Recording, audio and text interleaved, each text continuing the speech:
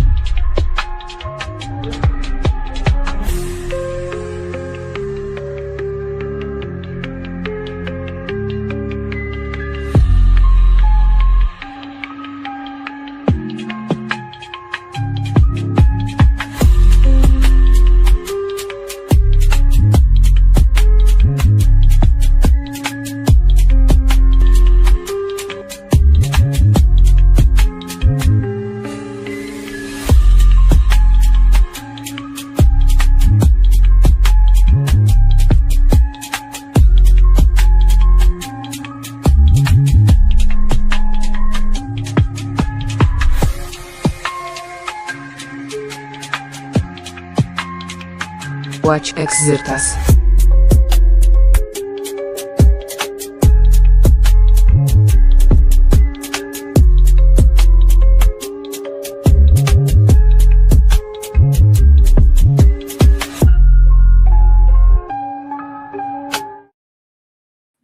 Oh yeah. You all know the name. Welcome, everyone. Good viewers, welcome to NEUROPA. How are you? Thanks, I'm fine. How are you, Andreas? Bro, it's been such a long time since we've done a NEUROPA. It was literally a different year. That seems crazy, if you think about it. But literally. What is time?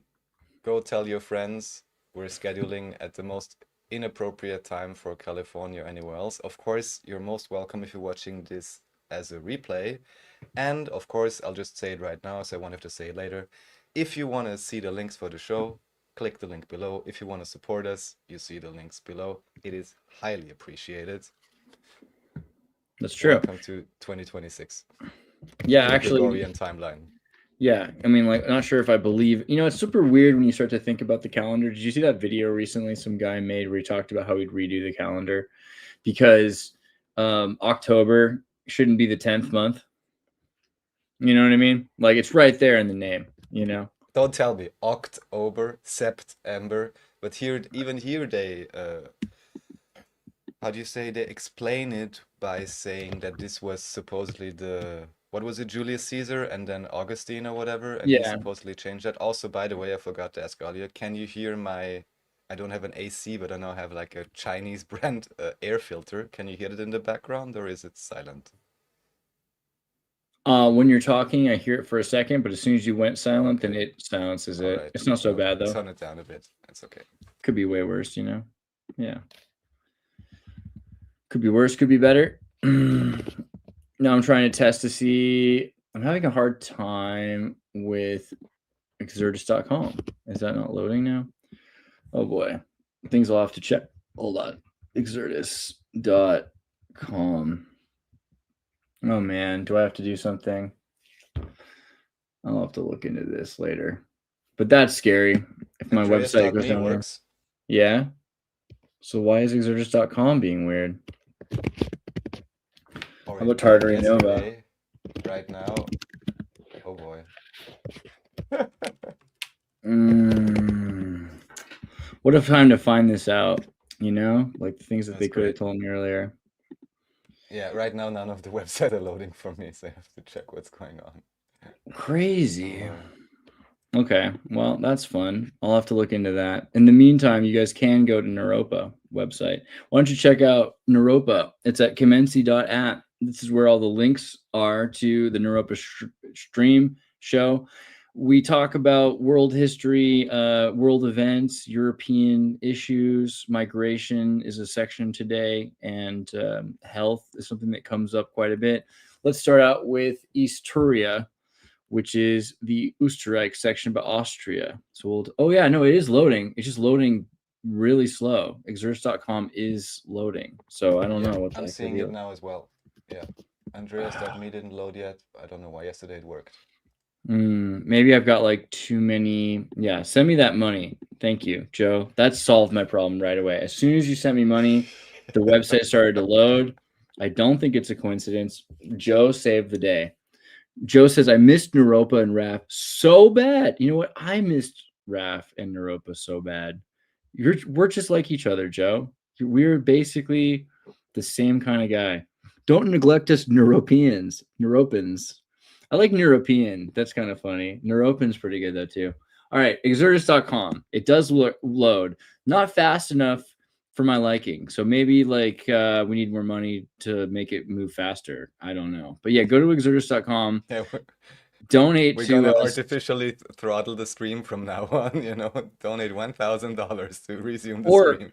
or you could just donate 1/10 of a Bitcoin or something right here, Why don't you just donate to us? There's a QR code for all the cool kids out there.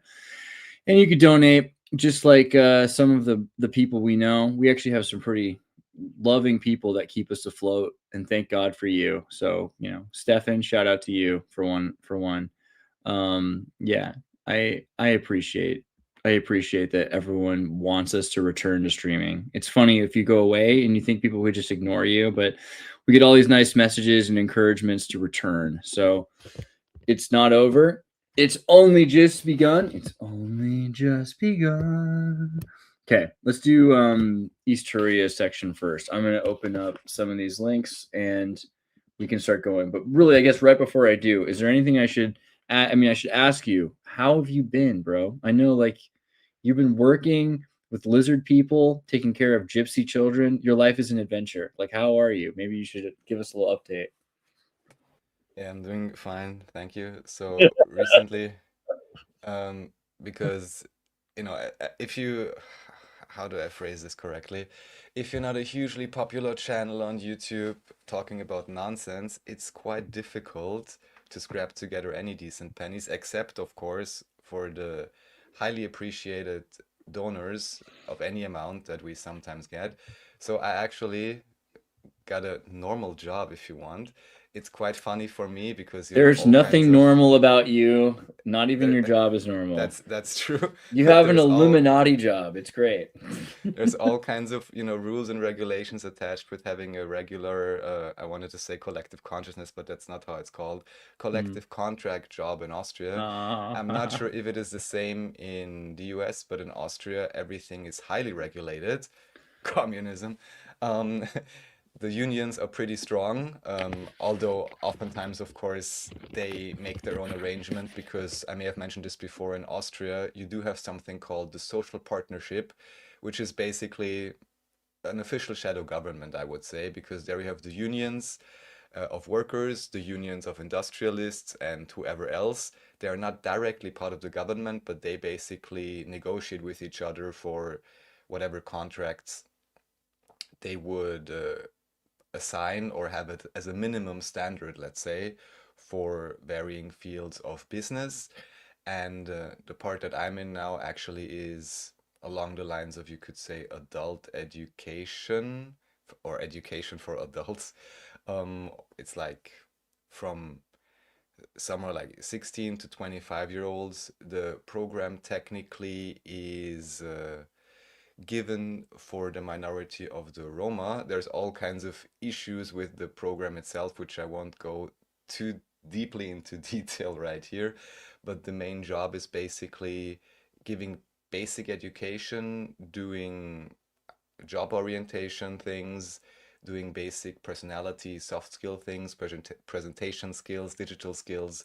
This is what we teach. The cool thing about it is, since in Austria, especially if you're a migrant and under certain conditions, you only really receive social security benefits if you attend these courses.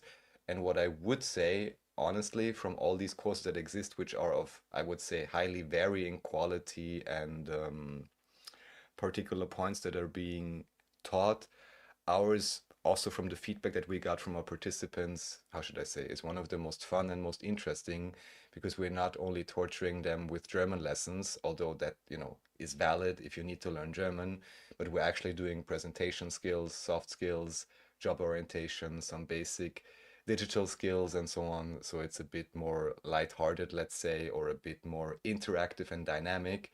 This is generally what you would call, the way we do it at least, is non-formal education as trainers, meaning we are not necessarily doing it as in the classroom, where you're just sitting in front, presenting something, and then having everyone do their chores, but actually, simulating job interviews and things like that. So it's okay, it's pretty fun.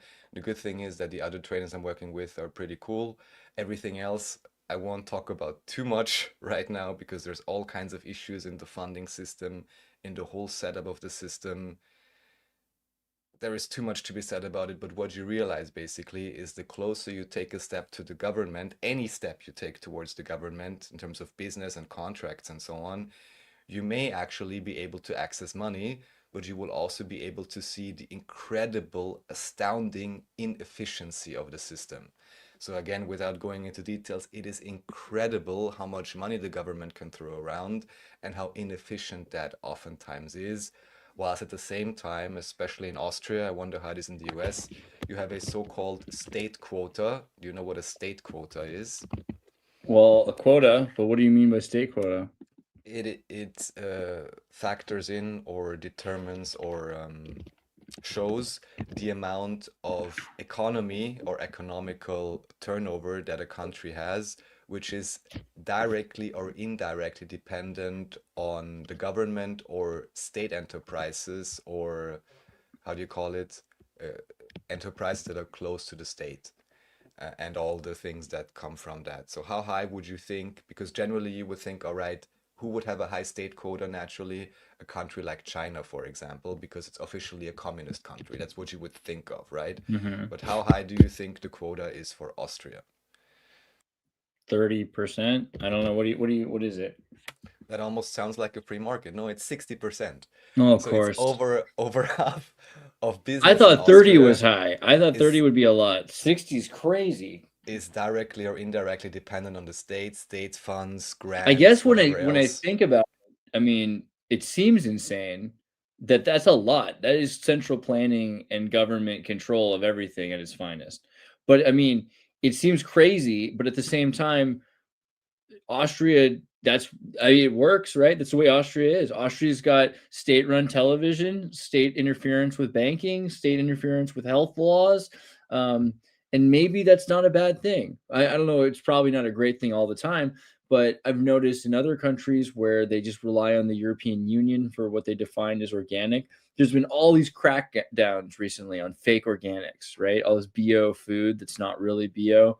And in Europe, what they do is they kind of try to push it off and say, well, it's really about the ethical treatment of the animals, because like these chickens weren't in a Holocaust. They went to college, and so they treated them so well before we murdered them, right? That seems to be what they do to distract from the fact that they're using pesticides, because when you think of organic, a lot of the time you should think of not a lot of chemical additives, but in Europe, and actually in America too, there are tons of chemical additives that are used for food. And I'm not saying that that's necessarily the worst thing. I think fertilizer is an interesting one. When people talk about nitrogen-rich soil, I don't really have a problem with synthetic nitrogen. It's nitrogen. If you put nitrogen in your soil, it's nitrogen in your soil. If it's actually pure nitrogen and it's been like through a correct process, that doesn't bother me from my understanding of chemistry. But when you're using organic pesticides, I don't understand why I should care. The pesticide is organic. And in fact, a lot of the time, the organic pesticides are more dangerous than really specific chemically made refined pesticides. So for apples, they use this copper sulfate, right? It's organic copper sulfate. Ooh, but it's way worse for the environment than other kinds of pesticides that they can use that are actually safer, that have a shorter shelf life, the half life, the chemicals that break down and are designed to become other chemicals. There's actually better chemical pesticides that are safer than using copper sulfate, which runs off into the soil, gets into wildlife, is fed to deer, and then the deer end up insane and have chemicals in them. And so this affects wild hunting game, which is a huge issue also.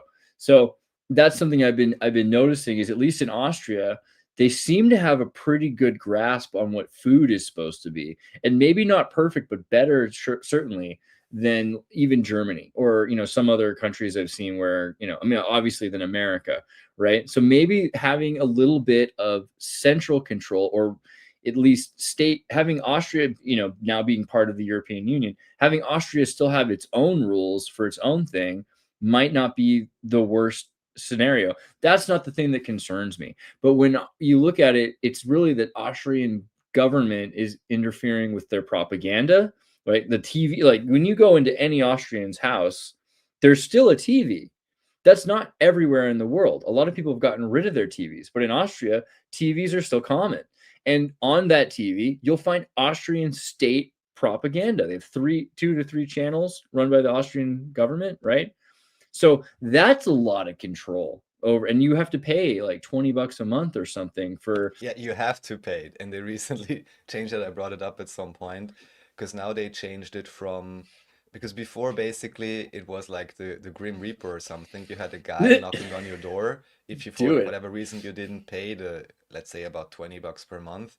It's And a he would lot. be It's a like, lot to pay oh, for he would knock on TV. your door and be like, hello, do you have a TV?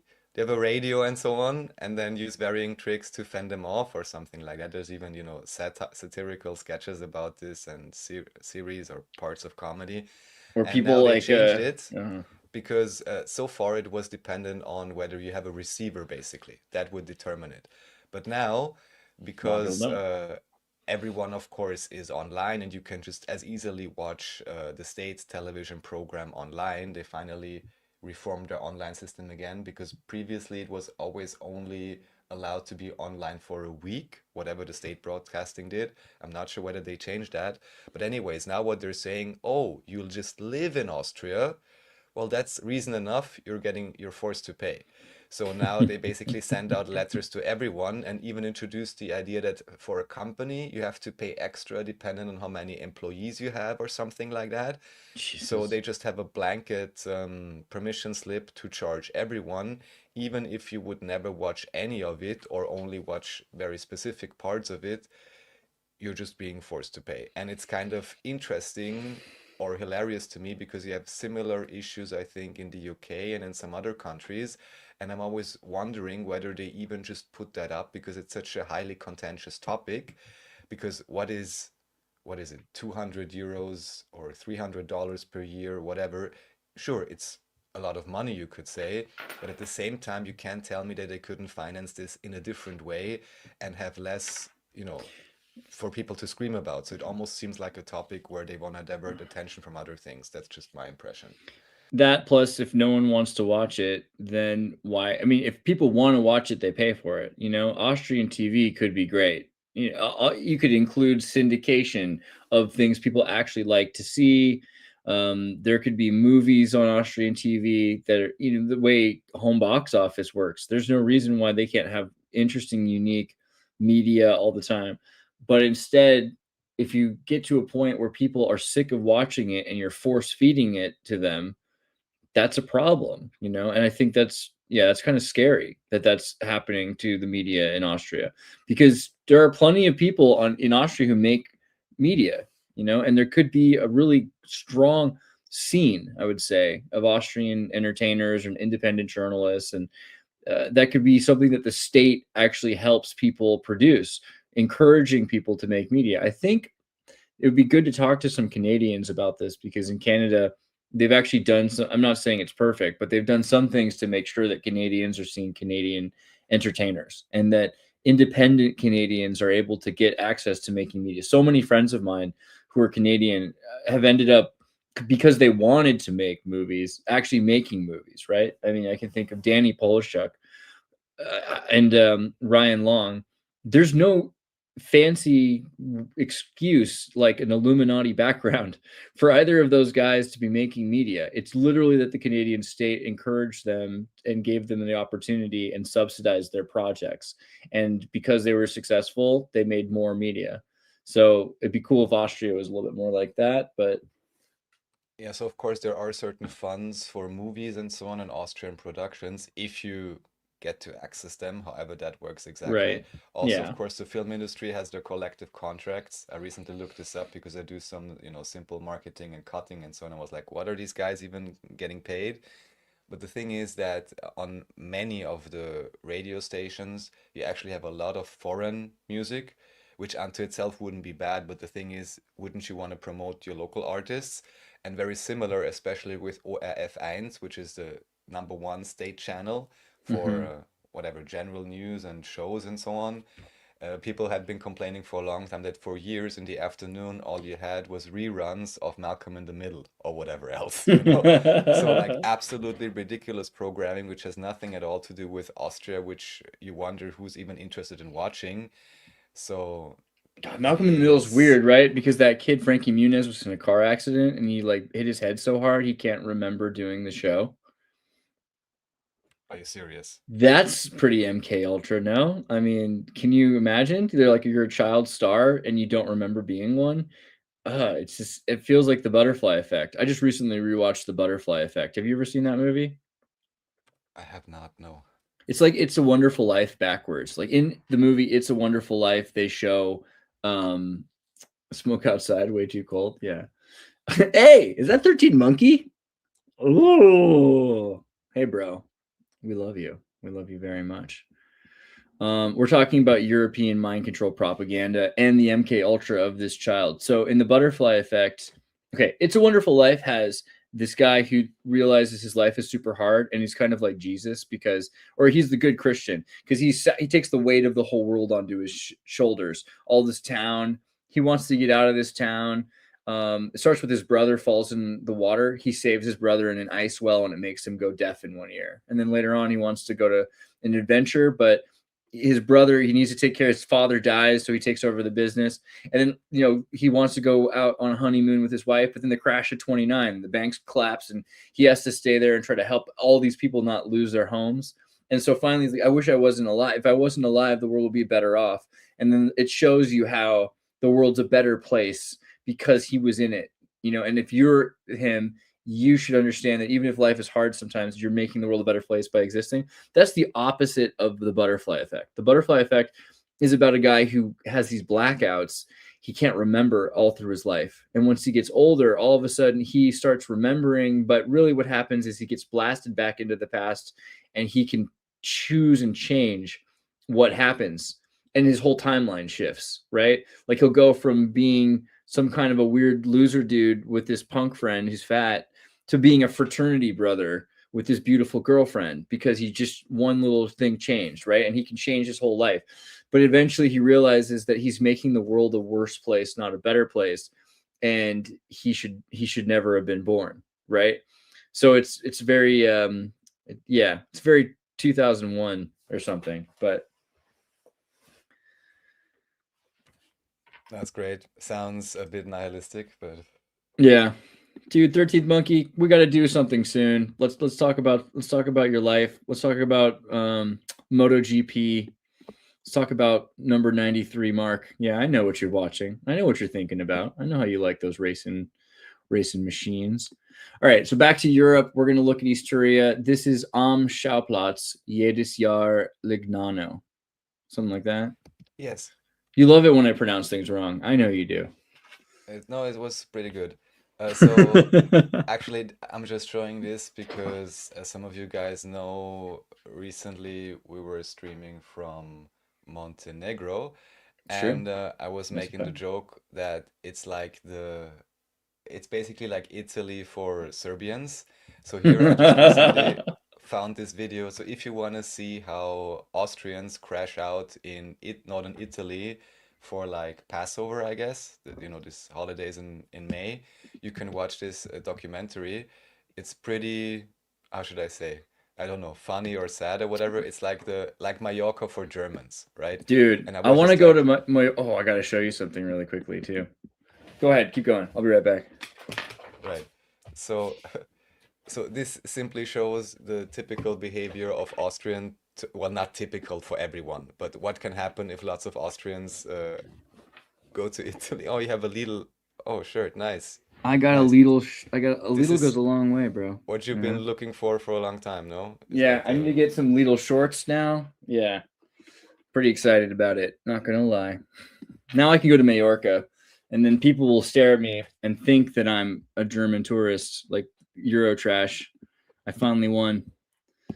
Dude, this is yeah. adorable. These So Wessies. basically, all these Austrians going there drinking a lot, especially during that weekend, apparently, getting crazy drunk. And what's kind of funny is if you go into like, I don't know, minute 30 or 40, so you have all these interviews, all these people drinking, and then you even have an agreement between the Italian authorities and the Austrian authorities that on certain very well frequented locales, they actually have Austrian policemen there, to Yeah, make it I saw easier to that. talk to the locals and so on. So yeah, it's Where was kind that? I just of saw the picture of it hilarious. a second ago. So what do you mean easier to talk to the locals because the Italians don't want to deal with them? How weird is that to export your tourism and your own police to police your own people while they're on vacation? Is Well, because that it's a tourist normal? colony, basically. Not Yeah, sure if it's it's a tourist normal, colony. but at least for Austrian, it's a well-established tradition to go to northern Italy for summer holidays and be on the beach where there's like 100,000 beds, right? Sunbeds, and everyone is there like sardines. But that's like, the quick and approved holiday you get. You get like an all-inclusive hotel or something, or not all-inclusive, but like with food and so on. But what do And you yeah, do if like I know it's different. It's not like America where we just like sing F the police coming straight from the underground KRS-One style. But what do you do if an Austrian police officer bothers you?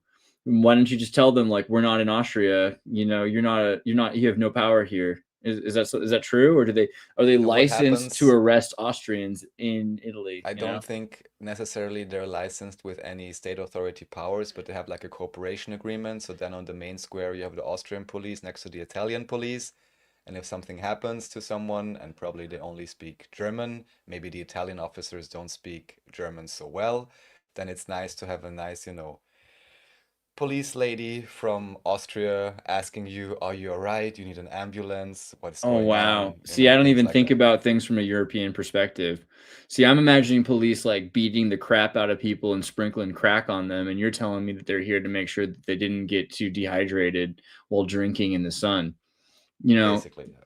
your police hit different. You know what I mean? Like literally, they hit different. Okay. Cool. No, I mean, I'm into it. We should go see this, and it'd be kind of like Hunter S. Thompson or something, like a gonzo journalism. We should just go interview these like poor, desperate. Whoa, she needs a huge cocktail. Oh, okay. All right. Austrians. This seems like fun. We could get so drunk. Yay. I don't know. I don't really. I'm saying this. I hope you get the sarcasm that I don't really want to get super drunk in the hot sun. It seems like a really bad idea. Or we could pay too much for white beach clothing. But yeah, what did you say? Do you think this would be more fun than Montenegro just because there's so many Austrians there? Like it's literally an Austrian colony. Isn't that in and It of is. itself kind of cool? Like that might be kind of what makes it cool. Well, they still complain about whatever borders were changed and pieces of Austria. There's Southern Tyrol, for example, and there have been historically, if you believe in mainstream history, these border disputes between Italy and Austria. So maybe in this way, Austrians are reclaiming a part, even if it's just during the summer by sending all their tourists there. I don't Yeah, know, right? but Good job, people enjoy Austria. it. That's A where they go new to kind of Austrian party. invasion. Lovely. Okay. And then wait. Whoa, goose stepping. Ostriches goose stepping. Wait, I don't know how that happened. You skipped way ahead. But Oh, well, this is where it ended up. This was, it had yeah, been, we'll get to that, but we have to go to the proper. There is a Okay. storyline to all of this, so Okay, please so- wait. or, with this. wait. This was part, is this not part 2? Is that, this is Fellner live, Josip versus Cat Peter? Yeah, you somehow skipped somewhere else, so this is also relevant, but this comes much later. So this one here? Yeah. No, this is We're it. gonna go This back is to- literally, this is Oh part, my god, I put the wrong link. shame. Oh no. See? Oh no. I don't even care, except for the fact that it makes me feel better that I wasn't the cause of the trouble. Of course, it was Yeah, Adrian who makes problems in the world. I totally am the cause. Let me see if I find it. It's okay.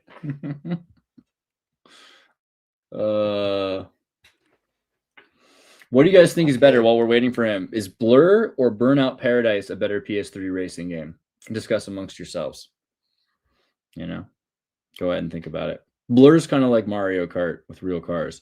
Burnout Paradise, Ultimate Box, kind of a casual one. Let me know if you find that link. Okay, great, I found it. I All just, right. you know, it's in German anyways, but it's just about seeing the emotional outburst, which is kind of hilarious. I'm usually not farming for that, but there is, of course, a story behind it. So I'm sending it to you in the private chat, and then this should be the right 13th Monkey sound I says wanted he's to going to show. make some time for us like a prostitute. And he also says he's always mapping, not always mapping star forts, but he's always mapping, which sounds pretty cool. Dude, easy answer. Wipeout XL. Good answer. Wipeout's pretty good. Okay, I'll take it. That's solid. Burnout is like NFL Blitz but racing. That's a I want to call that a hot take, but that might be a reasonable take. I think that's fair. Okay, so here's the link that you wanted me to see. Is this the same one? Oh, okay. Right. We're So good. We're good. Can we have this Cool. with audio just for a Yeah. few moments? Shoot, Raf, for you anytime. Oh, thank Do you it so in much. 3D. Just for like 20 seconds. So the whole point here is that what's being discussed, you have this Fellner guy.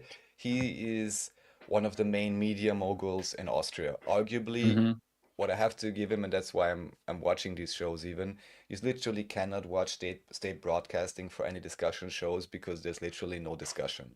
It is pretty obvious that you ever hardly allow people to really expand on their views, even if they're still limited by their politics and their party affiliations and their ideology. But literally, they're not even allowed to talk. Like, it feels absolutely scripted if you watch state television. Here, at least, you have those individuals that are approved to come on that TV show.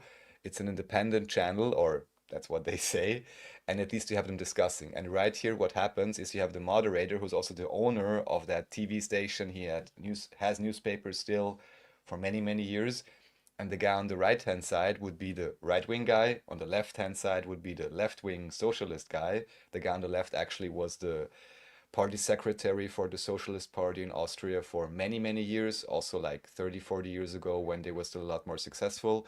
The guy on the right-hand side was part of the Freedom Party, right-wing party, and later, I'm not exactly sure right now if he was part of the split-off with Haider, who was, when Haider got elected in like 1999 in Austria, right-wing party, all of Europe was screaming, oh my God, the Nazis are coming back.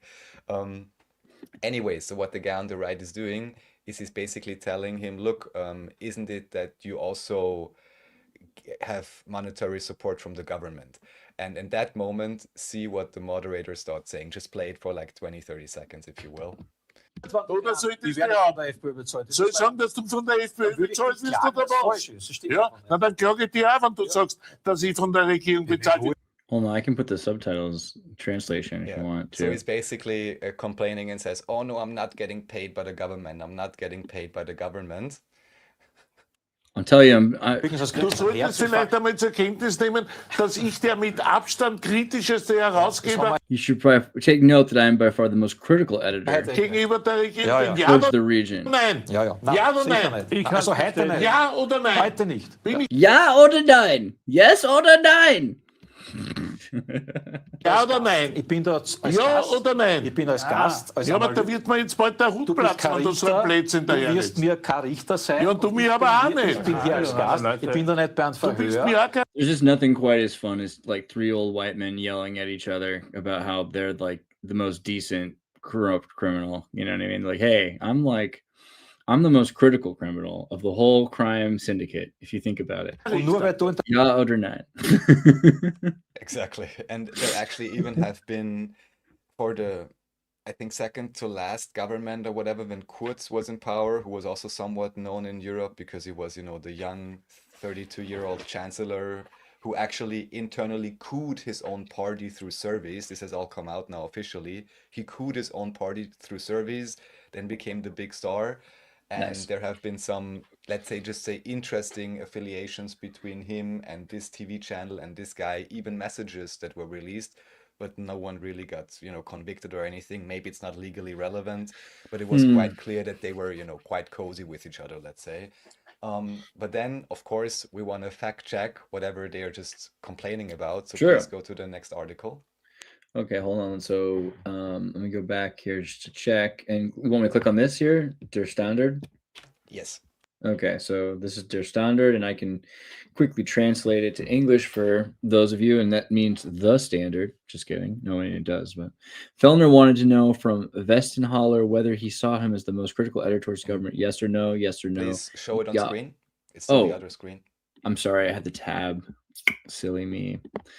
Ja oder nein? Ja oder nein? Ja oder nein? And then Vienna, when it comes to money and politics, Fellner became emotional.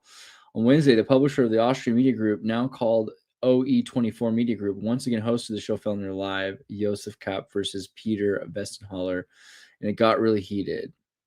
Okay, so where are we looking for the check on this? If you scroll down further, here. It All the way says down here? correction. Correction. The media group. Okay, hold on. So if you keep reading it, like I skipped, it'll tell you, that they approximately 2 million euros in private. Correction. The media group received approximately 1.36 million euros from digital transformation funding from 2025. The media group will also receive the approximate 1.5 million initially mentioned here from 2026 from digital transformation funding. So they did, he might think that the system is, flawed, but he did receive the benefit from the system. We're talking about millions, right? That go towards his media conglomerate so that he can control public opinion. Right? And of course, Ja oder nein? Ja oder nein, Raf? The amount of money that was shelled out during the lockdown period was a lot higher for all kinds of media, including his. Of course. And what I just find so curious, of course, then, they do advertisement a lot. Like their newspaper is full of advertisement. Here you don't see it on YouTube because it's cut out, but they have like a TV channel or whatever, where you always have whatever, basic advertising you would see on other channels as well. Maybe not the same, but nothing spectacular or so groundbreaking that I would say, oh, they're promoting such great new companies for a good price. No, they're just making money. But and they know that during COVID, people were watching TV. They're like, everyone was home, so they want to pay as much as possible. There was a certain narrative to be promoted, so they received a lot more money. But all of these big media groups did. And what I just find kind of hilarious, number one, I mean, maybe I'm the only one noticing this, but if you look at their background, this blue thing with the wonderful globe earth they have, of course, it's not even looping correctly. But no one cares about this, that these things often have like skips in them, right? It's not like a consistent loop, at least the last time I checked for it. But this is like a really small studio. And that's where they do many of their discussions, which are the most popular. And they don't even have like real windows or something. That's just a poster in the back, right, of the Vienna skyline. And of course, they have a newspaper, they have an online website where they're already complaining it costs so much to maintain the online website, even though they don't even have a comment section there. So what do you really have to do? And even just for that, I'm always wondering if anybody who was actually remotely independent or anything would receive a fraction of that money, what could they do in terms of real critical independent journalism? But of course, in Austria, you have a list, I showed this before, where you can see all the different media that are receiving funds. So there is, for example, for the press, it's 7.1 million. For digitalization, it's 20 million per year. For private broadcasting, it's 25 million per year. non-commercial broadcasting 6.25, for TV extra 13.5 million. So yeah, there's millions and millions being thrown around, which again, I love these like sexy photos of this guy. It looks like these are like photos from his personal Tinder, you know? He's just like, here's me on the couch. Here's me poking at you. Here's me just relaxing. Here's me thinking thoughts, and I have a sharp retort for you. You can't hear it until you're on a date with me, Fellner. yeah, and he even had a few years back, he was apparently approaching one of his own female journalists in a maybe not completely appropriate way. They went to court and he was saying, no, none of that ever happened. And then, strangely enough, the journalist affected produced an audio recording of what actually happened. And the only consequence was that this guy vanished from the screen for a few months and then just came back as God. if nothing ever happened. So this is Austrian media for you. Here we go. So yeah, just as an interesting insight into the media landscape in Austria. But still, the sad thing is, in terms of bigger channels, this is one of the most, how should I say, free, with the most opinions and most diverse discussion points being presented. Well, I mean, yeah, it's interesting that there are so many hands in the media, but of course it makes sense. But yeah, if they just didn't, it's okay to, I think, try to insinuate or to finance certain narratives. It's not the greatest thing, but I think, you know, I believe in the right of corporations to finance propaganda or whatever. It's just when they start You building mean moats the that make it corporation harder. of the government, or what do you mean? Yeah, corporations like pharmaceutical companies that want to control CNN, for example, or state control, CIA wanting to control CNN, or the Austrian government wanting to control Austrian TV. You know, I don't like it, but I feel like they have a right to try to control public opinion. But I think that there should be also the right of the people to have their own independent media. And if they all want to ignore public television and watch YouTube, the government and the corporation shouldn't be allowed to work against the independent journalists, independent media scenario.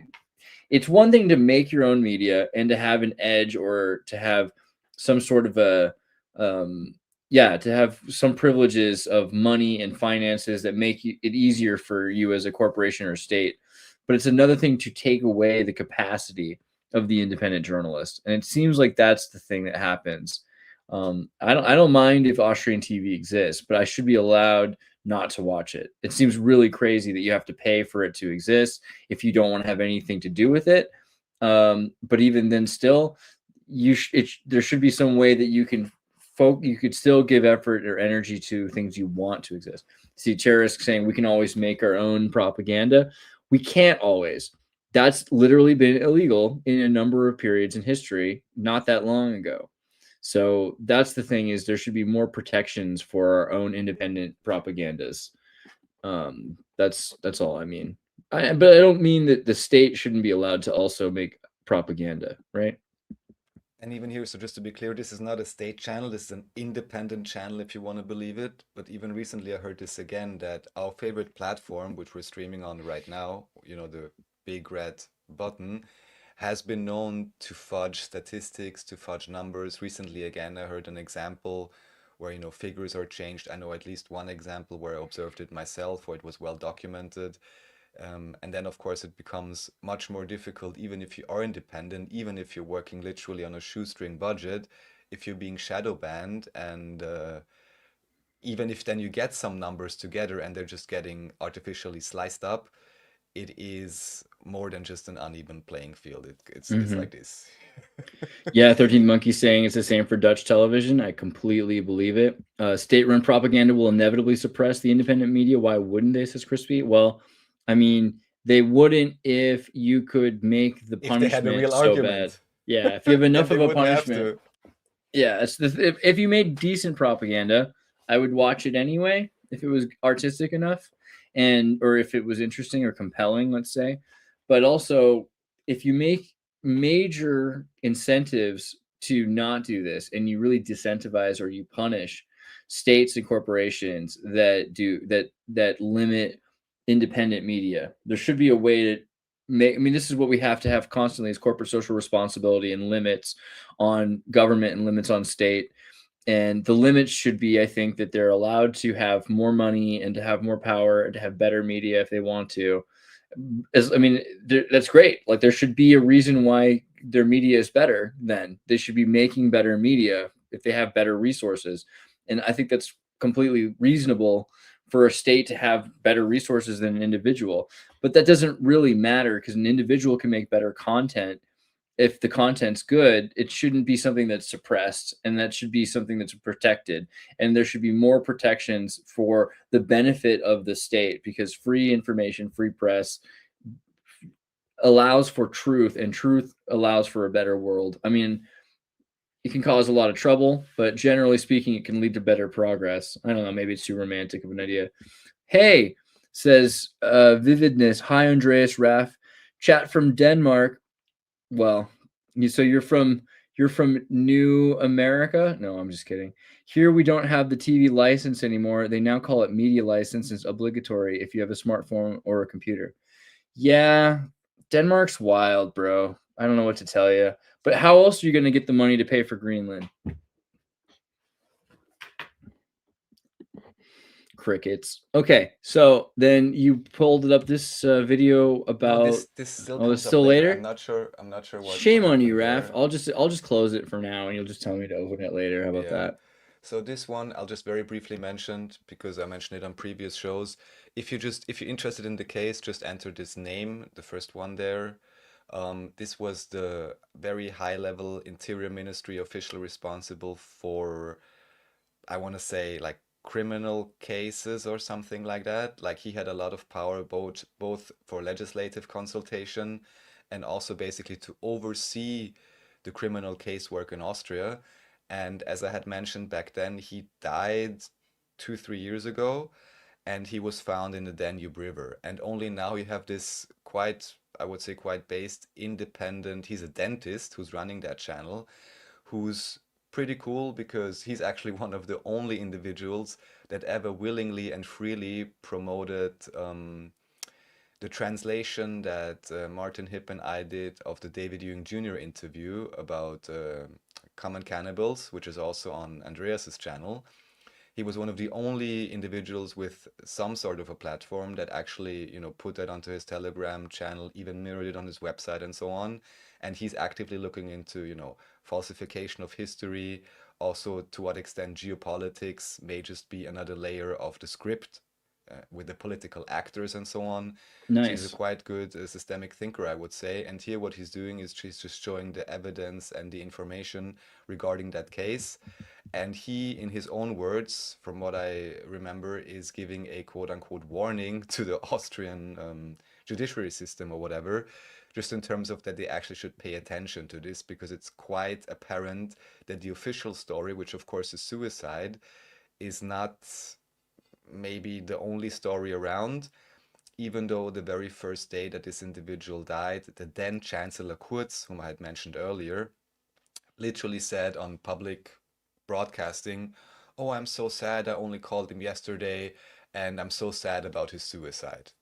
So this is something that was promoted from the start, and anyone who's looked into any of these stories, if before any proper police work, investigation, autopsy, and all of that is done, and the narrative is already established, those who have looked into similar stories know that it is worth looking deeper.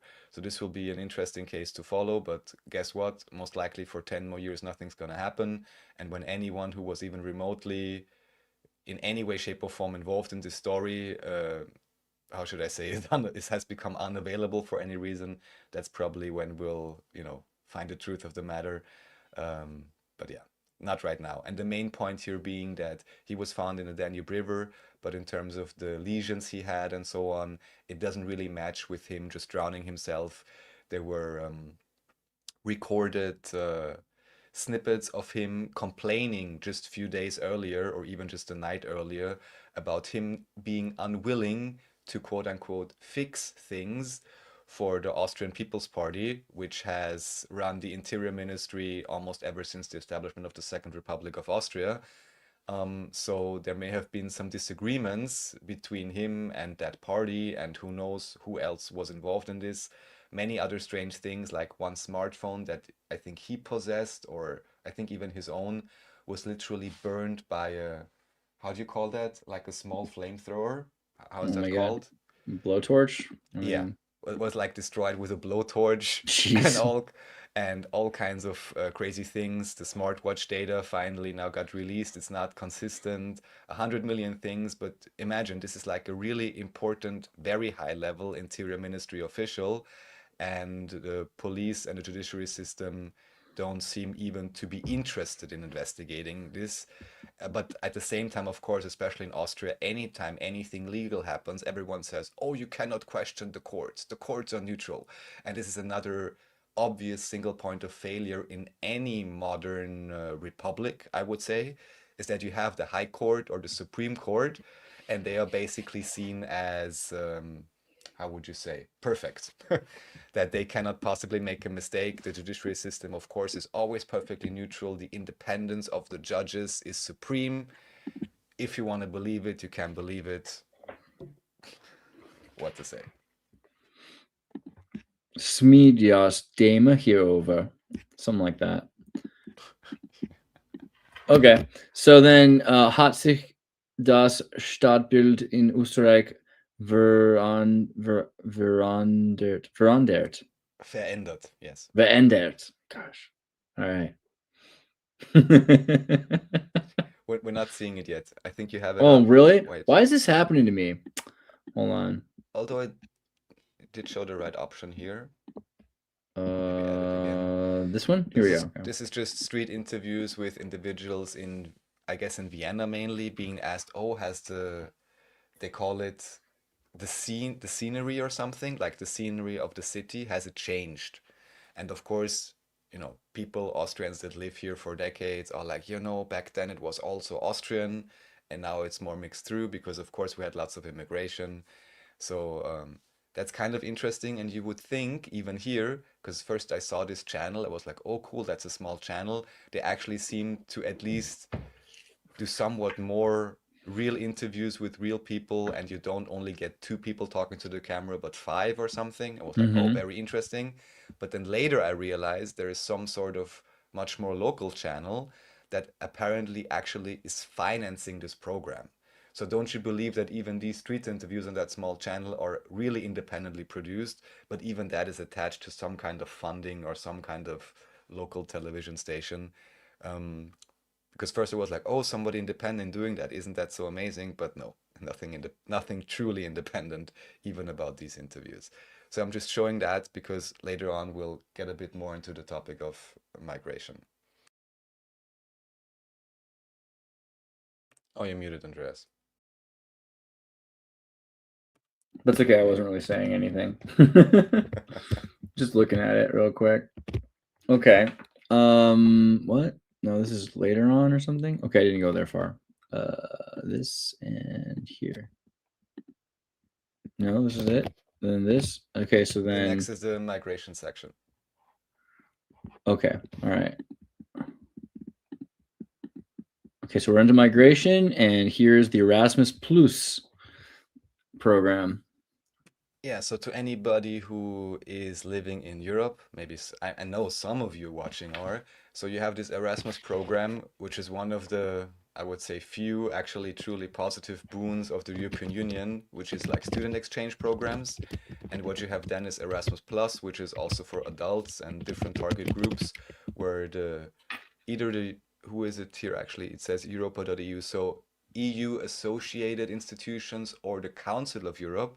Council of Europe is an association mainly for human rights that is technically independent of the European Union, are funding exchange programs, different types of trainings and so on. And I recently attended one of those trainings, funnily enough, about media literacy and fake news. It was quite interesting, especially because most of the participants actually had an active migration background. So you had individuals originally from Turkey, from Syria, from India, or rather, yeah, India also, Pakistan, and other places. So that was highly interesting to actually talk to them and understand their perspective and their outlook and what they're looking for. And you may already open the next one. This is just to show the site. So if you're in Europe, you may want to check this out and see what programs they offer. And this is one thing I had brought up during that program with some of the participants. It's highly interesting, and I know that David Jung Jr. has also spoken about this quite a bit, how there is like some strange type of exploitation, even with migrants coming to Europe, where many, how do you call it, autochtone or native Europeans would be like, oh, there's so many migrants, what are they doing here? But for example, in this case, apparently you have some businesses in India that are promoting and saying, oh, look, come to Germany, you can study at this great university. Then they already pay a fee just to get the visa and so on. They shell out quite a lot of money for the university, even though, at least in Austria, the university fees for one semester is maybe like 500 euros or something, or $500, not a lot, but here they pay a lot more. And then what they realize after years of studying is that this supposed university isn't the real accredited university at all. And then after a few years, when all their funds are drained, also of course interesting, because what many people often seem to forget is someone who is truly poor in a third world country, or second world, whatever, non-fortress Europe or America country, most likely does not even have the capacity to migrate. So you have these people, maybe from middle class families, coming there, shelling out all their funds for their fake university. Then they kind of get stuck in Germany, and they start working as a food delivery guy. So if you ever wondered why food delivery is so popular and everyone can afford it and it's not really expensive, it's because a large portion of those individuals are migrants. There's all kinds of contractors and so on to make it more and more shady and pay less or not pay at all and so on. So it's crazy that whilst many people would say, oh, the migrants are coming and only using the social security, which may happen as well, there is at least an equal part of, I mean, it's not exactly forced labor, but how would you call that? Like putting someone in a position where this is the only way they really have to make money, because maybe they don't have the very high level it's kind of German forced skills yet. labor. You manipulate middle-class people out of their homes into a place they're not familiar with, and then they have to work to survive. That's kind of forced labor for sure. What are they supposed to do? They have a debt now, and they're debt slaves. They're wage cucked, you know? That's poor guy. Yeah, and I always wonder how much could they have achieved if they would have gone to, stayed home, or would have gone to a different country where maybe they know their way around easier with, 10, 20, 30K. You could probably start a business there, even maybe get an education, whatever. Do online tutoring, I don't know what exactly. It's their fault for going to college at all. We've convinced them that going to college is a good thing. Going to the West is a good thing. I mean, really, maybe this is the group of some people have to learn the hard way so that everyone else can know the easy way, Make an example of all these people that thought there would be an easier life if they went to the West, where they think that the world's such a better place. You have to see It's not really. It's pretty bad, actually, Meanwhile, in India, it's probably cleaner than ever before. And when you start looking at India and how clean they've made it, it's actually pretty legit. A lot of India's got some of the cleanest cities in the world now. I mean, places that used to be the dirtiest just 10 years ago are actually becoming cleaner. And go to West Germany, you'll find trash on the street now. It's kind of weird. It's weird how things have changed. I went through the Istanbul airport and I was thinking about it because I looked around, everyone was so well dressed and clean and nice. And I was like, wow, there's no crazy Turks in Turkey. They're all gone. They're in Germany. Like they got rid of them. Anybody that was a problem in Turkey, they got rid of. So now Turkey's just a nice, clean place full of good people. And anyone who's not, they're in Germany. And so Germany's just filled with, when you see a Turk, you're thinking, wow, could this be a dangerous person? Not always. I mean, most of the time I meet a Turk, I love Turkish food. I love Turkish people. I actually get along with Turks really well. I'm just saying that in Germany, they've taken from whatever country they can refugees who've been traumatized by war. Jive turkeys. Yeah, it's only the jive turkeys you have to be careful of. I like that. That's pretty good. Okay. So then you brought up gumballs. Oh, the gumball video. Oh boy. This freaking guy. How much you bet this guy's like a Mormon or something too, you know? He's got that vibe. No, he's probably like a Harvard Unitarian, but you know, still. Okay. Gumballs.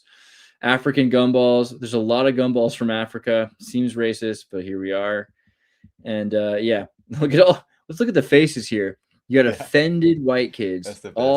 Every kid looks they look like they're really not happy to be here, that they got tricked into being in this racist presentation. So guess what? I actually took the chance, because we had breakout groups during that seminar, again on fake news and media literacy. Unfortunately, there was no time to really get in depth into topics. It was only like, oh, you have to verify the sources and, you know, basic journalistic things, which I hope most people would be aware of. Still, the training was pretty interesting, and the content and, you know, the discussions that we did have, especially informal. That's, by the way, why this episode is called Smoke Outside, because we were literally stationed in a youth hostel where you had not only to exit the building, then go out in front and exit like out of the gate, but then you had to go like 50 or maybe total 100 meters more to get out of the street, where the only ashtray was, even though there was a park in between, and that was the only place we were allowed to smoke.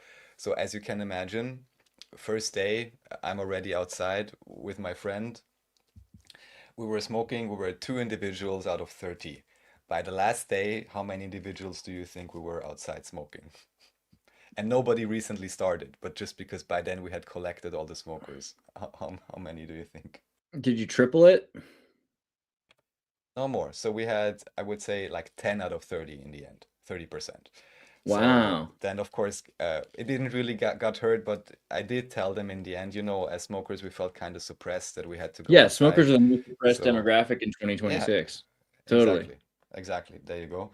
So that was fun. So what I did is I actually showed to some of them, like a group of 7 or something. We had like some smaller groups, and I showed them that video. And the response was interesting because they all have an active migration background. First, they were like, what are you showing me here? So the gumball video freaked them out, didn't it? Do you want to summarize the video? You can do it. I mean, basically, too many gumballs. Freaking, as terrorist said, gumballs are a racial slur, and there's too many freaking gumballs in the world, my friend, and we can't bring them all here. Right? That's kind of the point of the video. That every country's filled with these gumballs, and you can't just bring the poor gumballs to America and expect them to work it out. I mean, there's just not enough space for all those gumballs in our little tiny wine glass.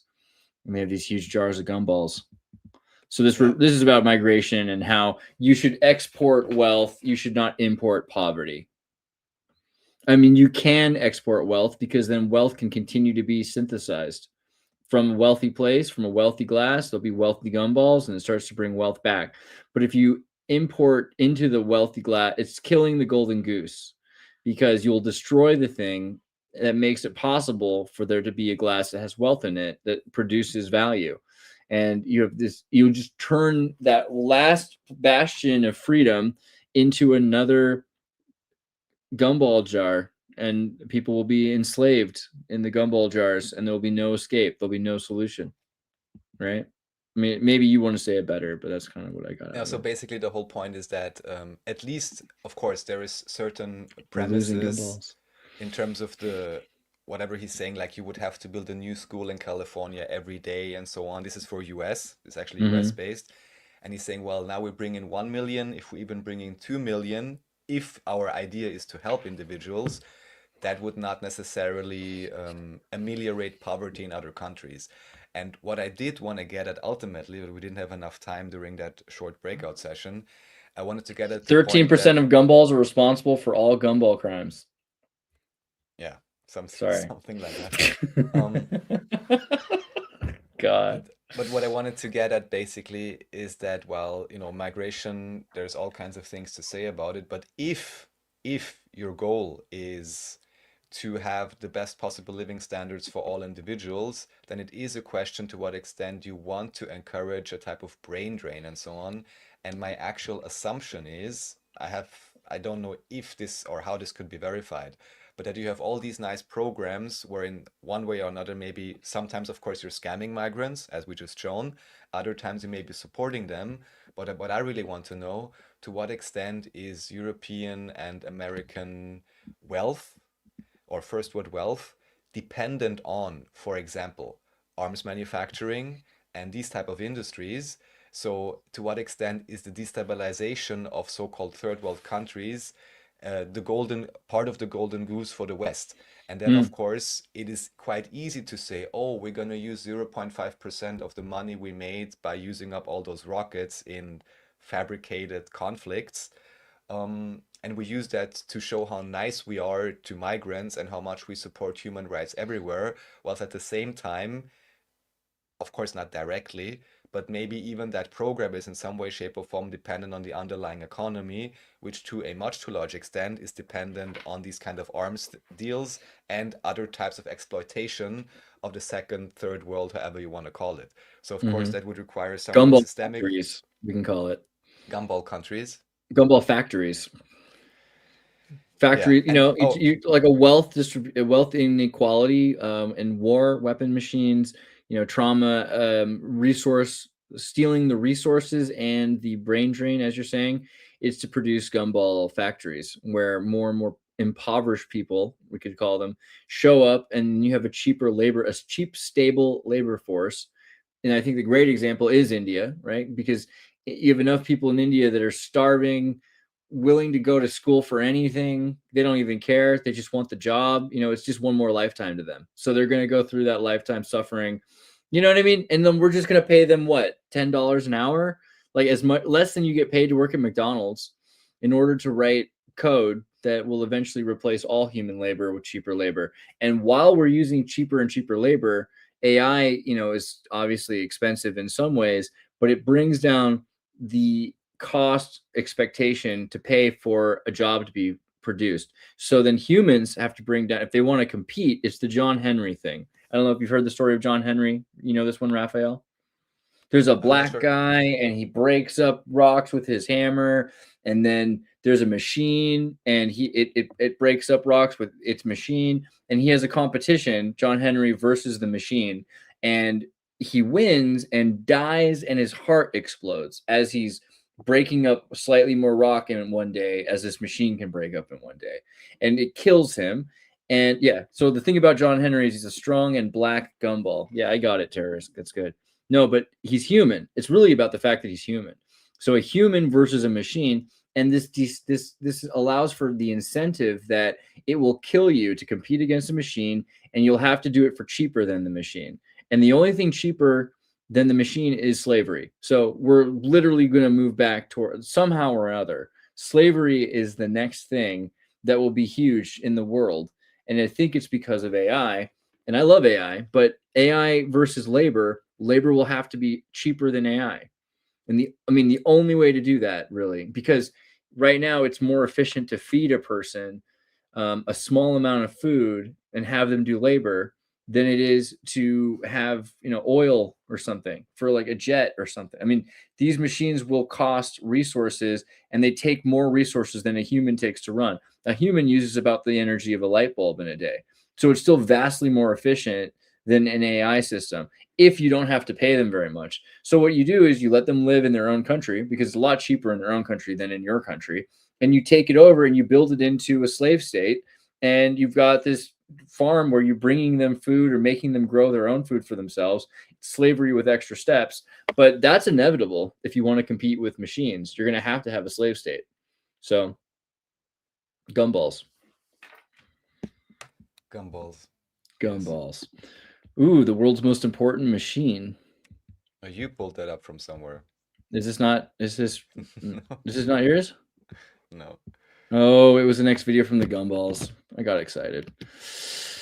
Well, that's true. Memory is very important and very expensive right now. So am Schauplatz, zurück nach Syrien. Yeah, so this is about this whole contentious idea that suddenly back to various Syria. European governments declared that Syria is safe. From the Mhm. little information I could glean during that training, that cannot necessarily be said, but it has just been legally declared right now. Mhm. So, and here, of I don't course, feel like Syrians really ever wanted to fight each other. It took a lot of work to destabilize Syria enough to create a Syrian war, civil war. I really don't think Syria is actually nearly as dangerous as people want to pretend anyway. And generally speaking, Syrians don't want to kill each other. It's not like Iraq where you have different nations that have had this long-standing hate against each other.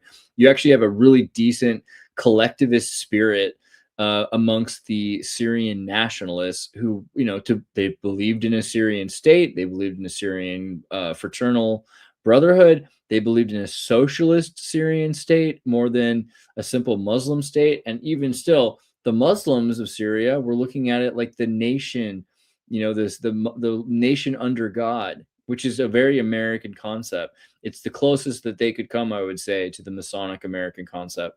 So I don't think Syria is really that dangerous because of Syrians. Having said that, of course, Syria has been made extremely dangerous because of, let's say, I was going to say Western powers, but we could generalize and just say Western and Eastern, just global powers financing terrorist groups, that is to say, non-state actors, furnishing non-state actors with weapons so they could take out and destabilize the legitimate state of Syria, the legitimate government of Syria, right? I think that's kind of clear. and it almost seems to me as if for whatever these staged conflicts, I mean real conflicts, but staged in terms of manufacturing them, are being produced particularly in countries that actually would naturally have a strong cohesion, that would have high religious diversity and all of that, but somehow it seems this is whatever elite power group is doing that, that's the last thing they want, that actually have people of different religious views and real diversity living together in peace, and they do everything to, F that up. And in this example here in this documentary, he's just showing different businessmen and so on. Of course, here mainly the very positive examples.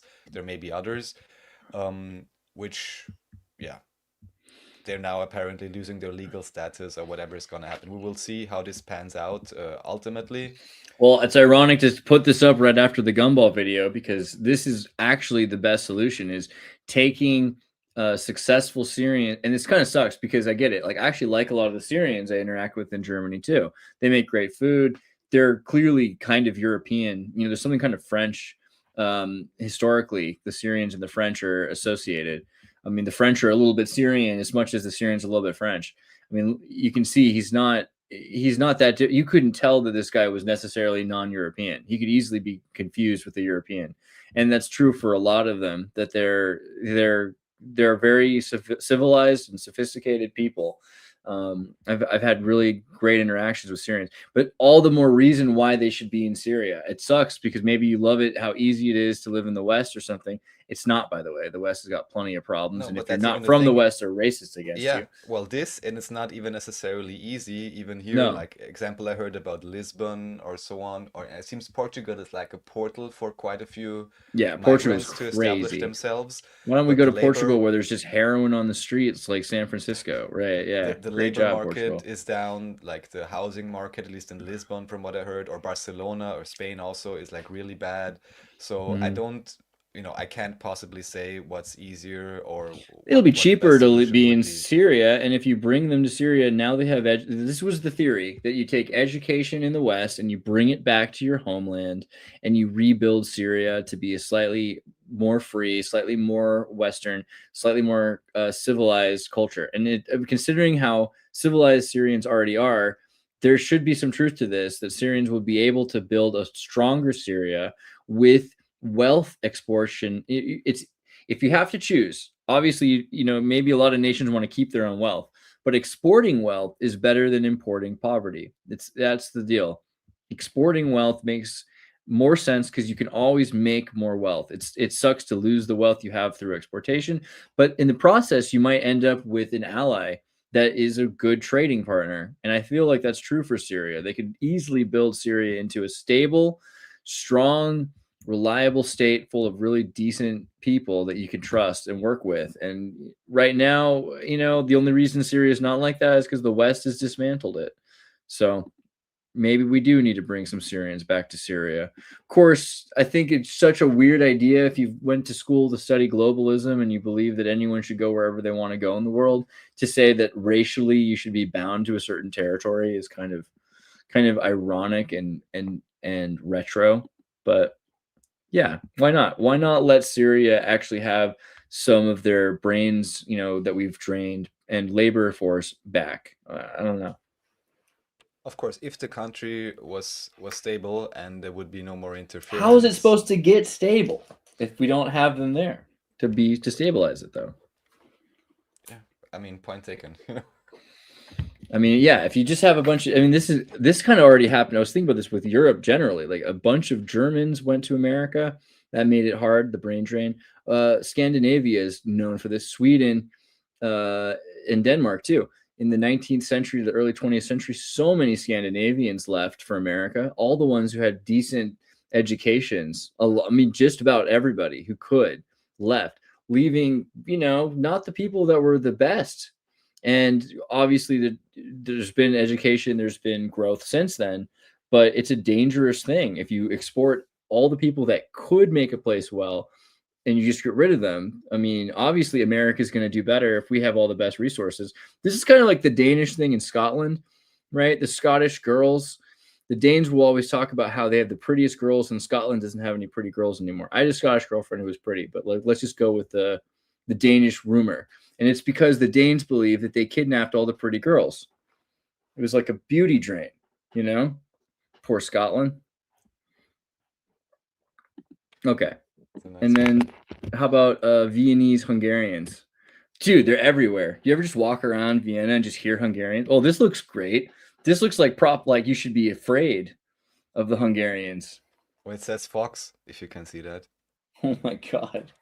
I'm not sure what it relates to exactly. So this is just a short contribution on, I guess, here's the ORF, so Austrian State Television, about the recognition of Hungarians in Vienna in particular and in Austria, because even here this was a process from like 1950 to 1990 or something, when different minority groups in Austria received official recognition, and then also, which relates back to my current job, receive particular state funding for these minorities to support these minorities. Again, how effectively these funds are actually being used is another topic to be discussed, but this is highly interesting, and we'll actually go back a little bit into the history in a moment.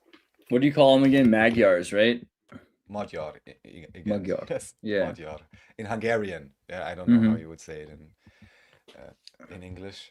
I mean, we just call you guys Hungarians, or Bohunk, because it's Bohemian Hungarian. Right. But Magyar, I feel like Magyar is a cool word. It's got MAGA, or like magus. Well, mage, and Magyar, you would say like Aryan, or even Mug actually means seed. So, anyways, whatever. The noble seed. All right. Yeah, right. Sure, yeah. And there's even papers about this by Attila Grandpierre.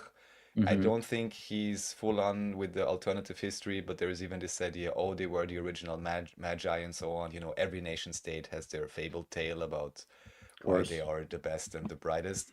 I like the Hungarians. I think they're cool. And they're pretty. Look how pretty this lady is. Pretty, Okay, so then what I would suggest, so we're gonna skip the extra part, and we're gonna also skip the digital part, except I would just want to point out crypto market hit by biggest liquidation history, 19 billion wiped out. Yeah. And if anyone knows about the 19, there's something going on here. And the crypto market, unfortunately, is just as manipulated as any other market. Also, PSA to anybody who noticed, gold and metal prices and silver prices are breaking out. Some people say the silver price is the fever thermometer of the global financial system. And while the silver market price was heavily and very much artificially suppressed for the longest time, Now it appears that it has been allowed to break out. We're now at about maybe even $100 or seriously $95. Jesus. And that is, of course, a big change from only maybe 5 years ago when you were at maybe $15 or something like that.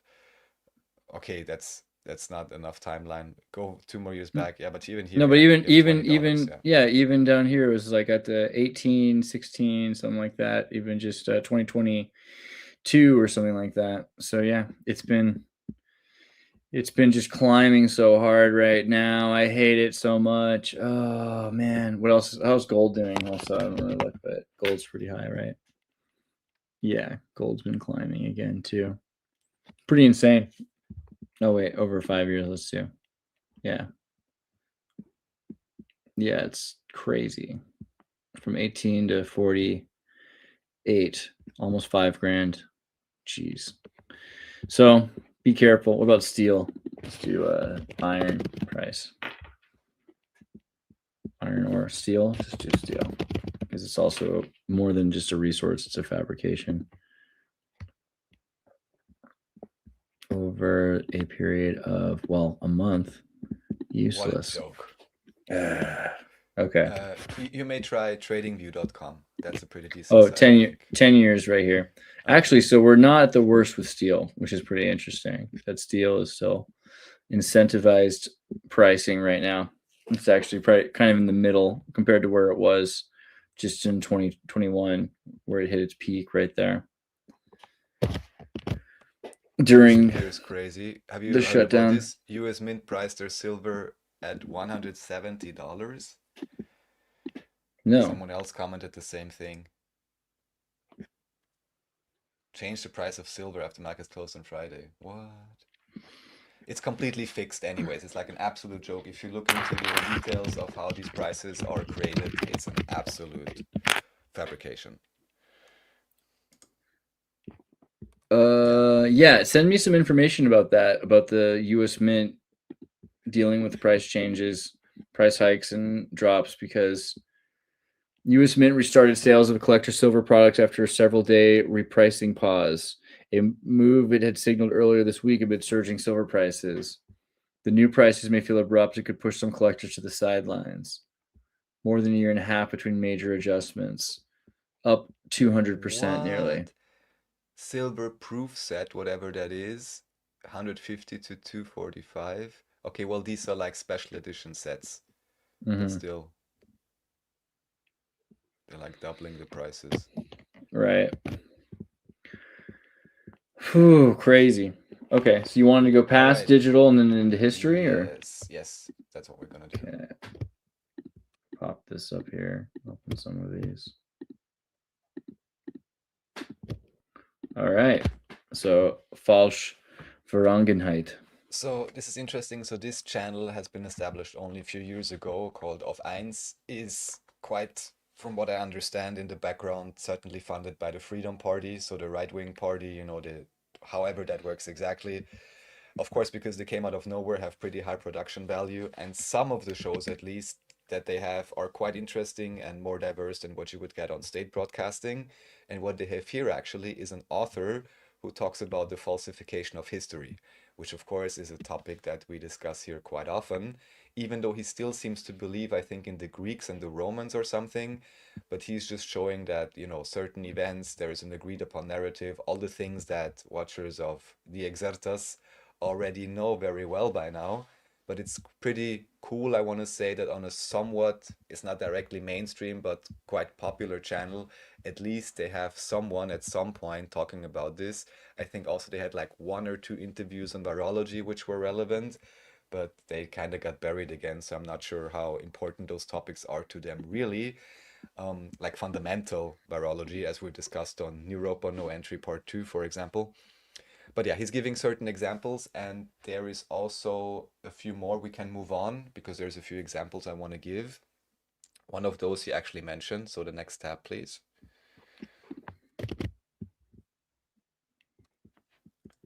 Yes. So here we have falsification in the Middle Ages. This is even, as you can see, at least filed with Cambridge University Press. Apparently, there was a congress in 1986 where they said, all right, we have all this beautiful medieval history. Let's actually try to prove and check these documents. And they only, of course, were able to do small samples, but even with those samples, they could show that there were all kinds of forgeries, manuscripts that were written off 5 times, and all the various things that we talk about in hidden history, falsified history, many things that David Hume Jr. talks about, that you have many interviews on your channel. We had Anthony Alberta on our channel, who's written his book about the Spy Master. So there even was a conference in 1986 looking at this medieval history and showing that a lot of it is problematic, but it's just not really being discussed. And the recent example, of course, would be whatever happened during the lockdown periods, which right now already found its way into the books. So if in 100 years, or hopefully never, but whatever, another crazy situation like that would happen, they could say, oh, look, it's in the history books 100 years ago. Don't you remember what happened with the corona thing? And then they will use whatever approved narrative to solidify their argument once again, just as they already had done with the Spanish flu and the so-called Black Death, which, yeah, highly problematic. But yeah, I wasn't aware that they actually had a conference in a German-speaking area in 1986. But of course, nobody really cares, I guess. I like how they kind of protect the forgeries like pseudo-Isidore or pseudo-Areopagite, right? If you go to pseudo-Isidore, let's see here.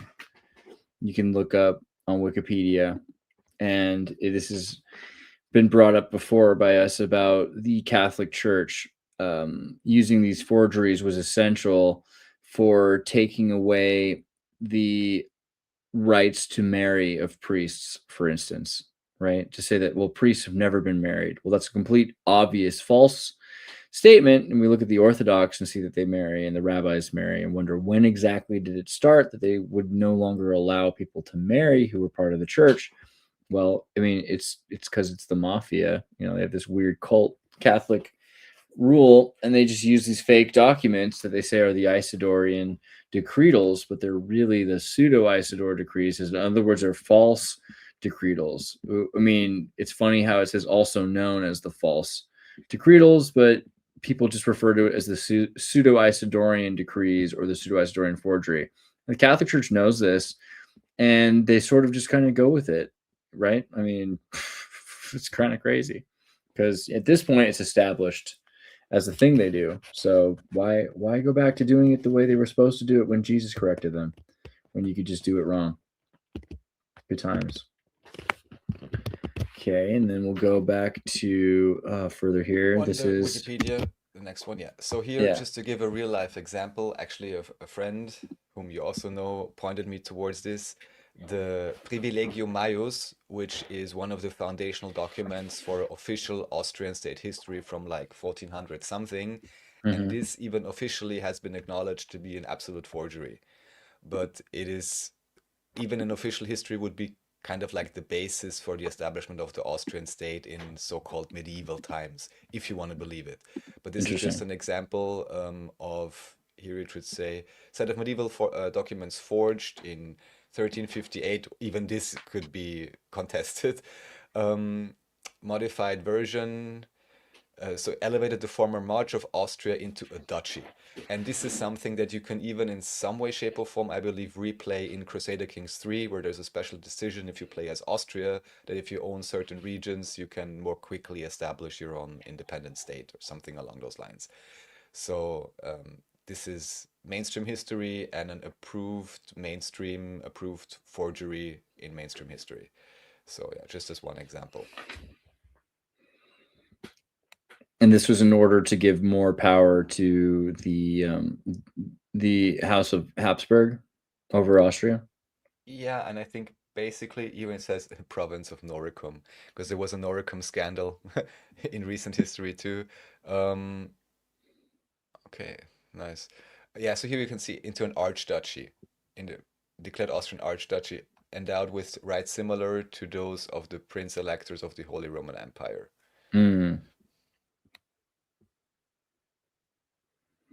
The power. Okay, and then Bella Baba. Of course, I always show his channel, and I won't stop to show his channel because he always has the best interviews translated of Anatoly Fomenko, Gleb Nosovsky, and anybody else anywhere on Russian TV speaking about alternative history. And it's still amazing to me how this channel hasn't blown up and this information hasn't spread, but people love their history books and their simple explanations. So yeah, but always recommended this channel. I saw he published quite a few new videos, which I still have to check out, where you can see how crazy it is that on Russian TV or Russian production, it's normal to talk about it. We even once showed the presidential candidate against Putin, who at least had 5 or 8% talking on a well-produced show about Anatoly Fomenko. And here, if you would ask anybody about it, they would just say, oh, whatever, it's pseudoscience, I don't know what, yeah. So even though the guy whom I showed earlier on this Auf 1, let's say right-wing channel, he even mentioned that carbon dating is not reliable, the whole thing with the trees is not reliable, and these are all things that Anatoly Fomenko also brought forward. So I'd love to know whether this German guy we showed earlier actually knows about Fomenko. I hope he better should. But yeah, so highly recommend that channel. Here we have The Secret History of Neoliberalism. Because I watched this quite a few weeks back, I don't remember all the content, but very interesting, you know, just a reflection on neoliberalism, the modern type of economy, and what's actually going on. And also another recommended channel, Journeyman Pictures. They produce quite a lot of documentaries, very well made. There can be a few things that are worth checking out and looking into.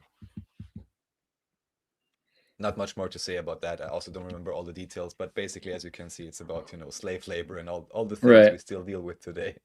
Neoliberalism is all about slave labor because, you know, if you can make people pay for their own social services and healthcare, then as a corporation, you don't have to pay them so much, right? They can take their own tax money and make sure they appropriately use it for vaccines and whatever else they need to stay healthy.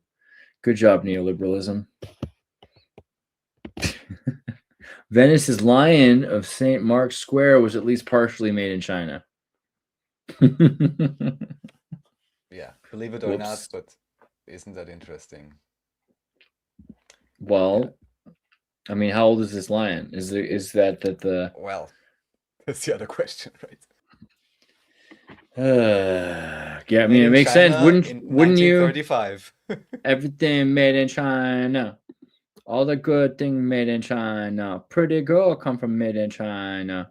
But maybe this was like a replacement. Wouldn't you take the real things down in the 90s and replace them in the middle of the night? Say that you were in the process of refurbishing it and then put it in a library somewhere. Do you really want this outside just sitting there? Wouldn't you use a duplicated one that you're not so worried about?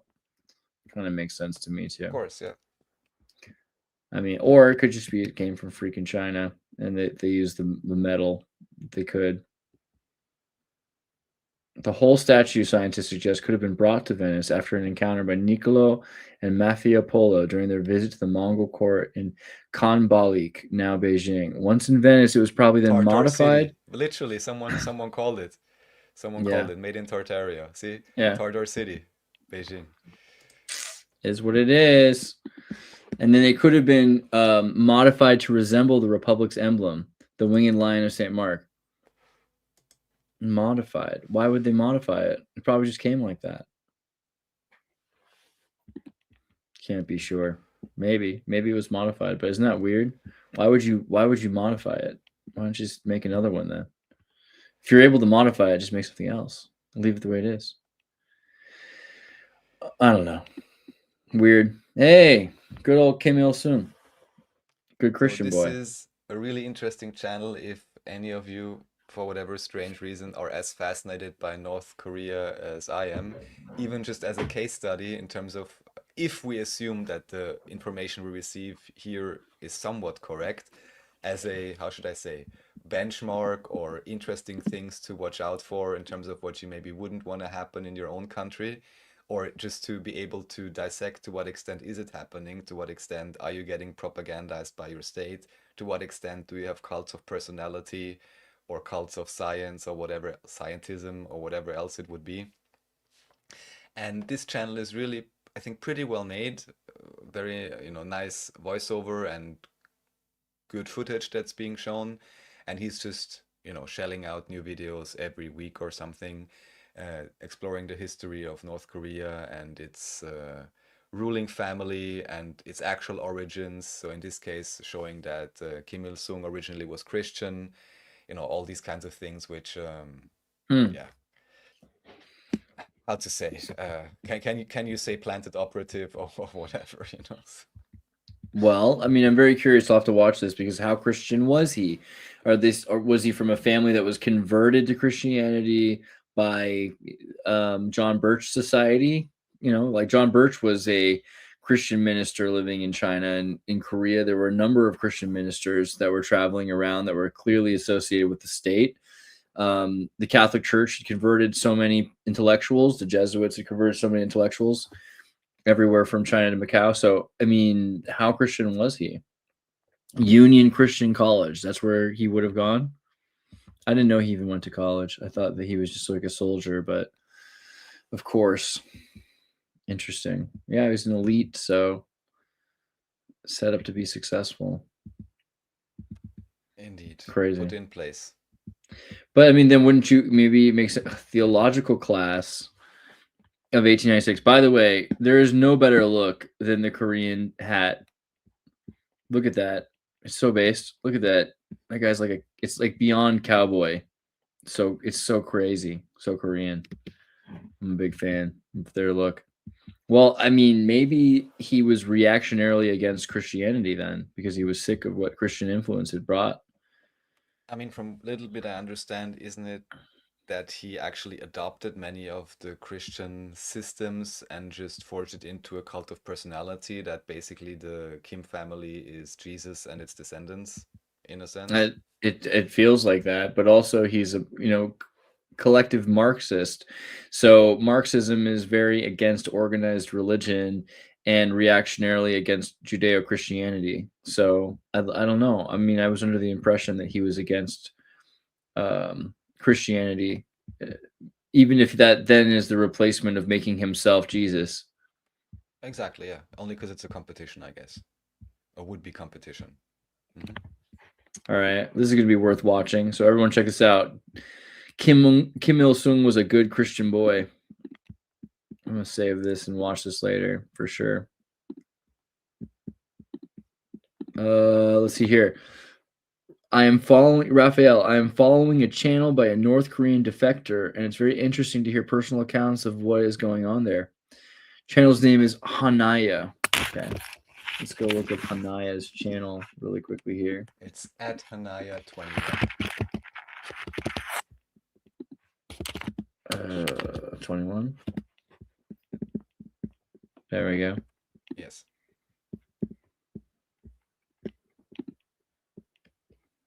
I'm having a bunch of weird VPN issues here, but then I can somehow make it work anyway. North Korean woman shocked after meeting Americans for first time. Interesting. So she defected. I'd like to hear that story. People that defect from North Korea. I mean, how many people want to live in North Korea now that they have water slide parks, though, right? I feel like maybe we're missing something. The West, this is one of those examples of how people think the West is so much better than it is. Also, do you ever notice, like, I'm not saying that North Koreans are all skinny, but maybe it's like a bone structure thing, too. I feel like they have stronger bone structure often in North Korea, and I wonder about that. Like, have you seen this? Like, so many of the North Koreans seem like they have better bone structure. I don't know if better is the word, but stronger, almost Scandinavian bone structure. Yeah. Like kind of the Nordic. They look kind of Nordic in the bone. I'm definitely going to watch this. All right, cool. North Korea. Thank you for that. Chris says he could fix her. Could you, though? Shouldn't we all just move to North Korea and fix North Korea? Because, like, if that's the case, let's import some wealth. Let's export less poverty and import more wealth. That's the deal. Or export our wealth, whatever it is. That will be the way to go. Can you hear me all right? Because Manifestopheles said my mic is low.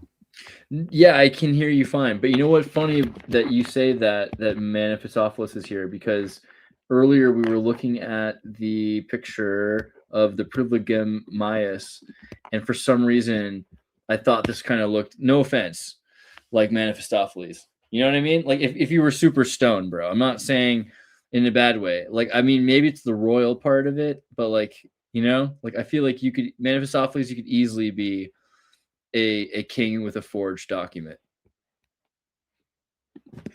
Sweet. That gives you more power, you know? Okay, so, all right, now we go on to Big Trouble in Little Town Hamlets. This is just a walk around by a guy in London showing all kinds of interesting places in London city center, which you wouldn't have thought of. Unfortunately, I watched this too long ago, so I don't remember all the details, but he's like showing all these eerily occult symbolic sites and all of that. So that's anyone interested in London, that's something you may want to check out. Mephistopheles takes that as a compliment. You should, bro. But like, really, you earned it. You know, it's an objective fact that you look like nobility. You know. So generally, looking across this video, what did you check this out? Like the 3D model stuff that they're doing in the LiDAR scanning. Yeah, I'm pretty sure I watched it, but I don't remember enough of it to recount. No, it's too long ago. You know, the list has been growing for months now. So well, this is a cool idea. We should do this. We should just take Google Maps and do VR simulations flying through there to look at some of the buildings. I've noticed in places, for instance, in the major parts of cities, they don't destroy the outer walls of the buildings, and then they build some new building on the inside of it and underground. So this would be an easier way to see that. If you fly right over the tops of things, you can see what in the center. Yeah, look at that. He's like showing off this. Yeah. So this looks cool. All right. Cool. All right. So everybody make sure you check out London's financial infiltration, because London is a corporation, not a city. Officially. You know this, right? London Corporation. oh yes, of course. Yeah. City of London Corporation. Okay. Coded history. To go far, yeah. How the past was reshaped by Michael Anthony Alberta. Just to point out, we've interviewed him as well, and anyone who wants to hear more from him, and just because it fits the topic of falsified history, and one of the few individuals that we know that's actually an independent researcher and Dude, made he's up his swole own too. mind. I mean, So, he works out, you know what I mean? And he lives in Colombia, and he's pretty cool. He's been seeing a lot of things that a lot of people haven't seen. And it wasn't his original way of thinking about the world. This is just sort of what's happened from looking at it, and I can relate to that quite a bit, where he just started going to these places and deconstructing the like seeing that what they're saying obviously can't be the case, you know? So pretty cool stuff. Yeah, check that one out. And yeah, then his book is called Portrait of a Spy Master. And this is something where I honestly even forgot why I brought it up. First thing I want to know is what's the first thing that comes to mind when you look at this individual? well, There's the name there- is good. Yeah, right. Andreas. So yeah, unfortunately I completely forgot why I had noted this down. I just wanted to show you, to ask if you know anything about this individual. Interesting No. relations with Nietzsche. Here you see it. Broad array of distinguished thinkers, including Nietzsche, Freud, Rilke. Yeah. Anyways, we Dude. can just leave it right here. People can Being look friends at with it more. Rilke is pretty good. We should do an entire 2-hour on Rilke sometime. I feel like not enough people talk about Rilke. That's probably, if there's squad goals, if there was one person I would time travel back in time to go backpacking through Switzerland with, come on, easily, hands down, it's Jesus Christ and Rilke, like bro is, I would say people know more about Rudolf Steiner than they do about Rilke. We need to really go deep on Rilke, but okay. I don't know. She's from St. Petersburg. I don't know enough about her. I'd like to. She's a Finnish Jew. Interesting. Now I really want to know more. Her parents were actually French Huguenots in northern Germany, so she wasn't really a Finnish Jew. Ironic. Okay. Born into a Protestant family, Reformed Church, Orthodox Protestant pastor, she refused to be confirmed. Officially left the church at age 16, but remained interested in intellectual pursuits. Don't say it, Is that Andreas. Don't say it. That was my thought when I look at all the pictures. You can't say it. I No, don't know, can. bro. I mean, I don't know. I don't know. But yeah, that's a good one. maybe. Maybe. I don't think so. Actually, I'm gonna take the hot take and say she's not trans. Is that crazy? I mean, I like it. It's this good. picture is Keep the- really good. Keep the discussion going. I like Nietzsche just standing there, kind of like Jimmy Durant, like, "Hi, yeah, habada, habada, habada. I got a woman in a wheelbarrow." Habada, habada." It's not the face I expected him to make. That's pretty crazy. You think so?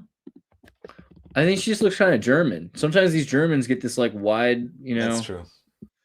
that wide cheek stuff going on there. Maybe. I'll let you all decide, because truth is really a democratically derived process. If everyone feels one way, then that must be true. It's like Schrodinger's transgender penis. You can probably make it true just by believing. It's like, if you want to. That does kind of have that. There's something kind of phallic about that tombstone. And even if you look closer at the tombstone again, you had a picture zooming in. Mm-hmm. Maybe the next one, yeah.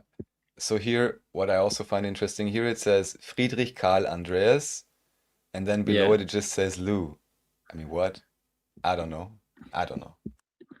Was Friedrich supposed to be her husband, or what?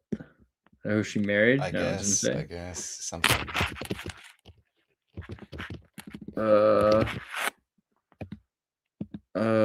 What?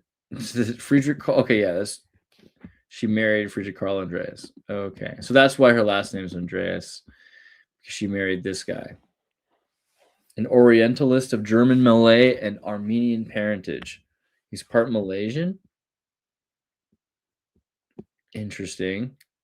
He received his education in Iranian and Oriental studies. Born in Dutch East Indies. See, these are the kinds of people we should be studying. I'm going to get into this guy. I don't know anything about Friedrich Karl Andreas. He looks pretty based. He could speak Aramaic and Sanskrit. I mean, this guy, dude, we need people like this in our life. Okay, so we'll look into him later too. But we're not sure about her past. All I can say is, regardless of her gender, she was probably pretty fascinating if she was friends with Nietzsche and Rilke. Probably cool. So I'll have to do some reading. Do we have any quotes? Can I go to her name and type quotes? And poetry is something in between the dream and its interpretation. If you have no more happiness to give me your pain. Believe me, the world won't give you any gifts. If you want to have a life, steal it. I like it. What does not engage our feelings does not long engage our thoughts either. The optimistic nature finds joy in the very feeling for life. The pessimistic nature finds a feeling for life only in joy. Okay. I think she's cool. I'm going to have to read her a lot more. And yeah. Thank you for bringing her up. So then we got to CK Judica. Yes, this is the pretty much last section, except for the parody.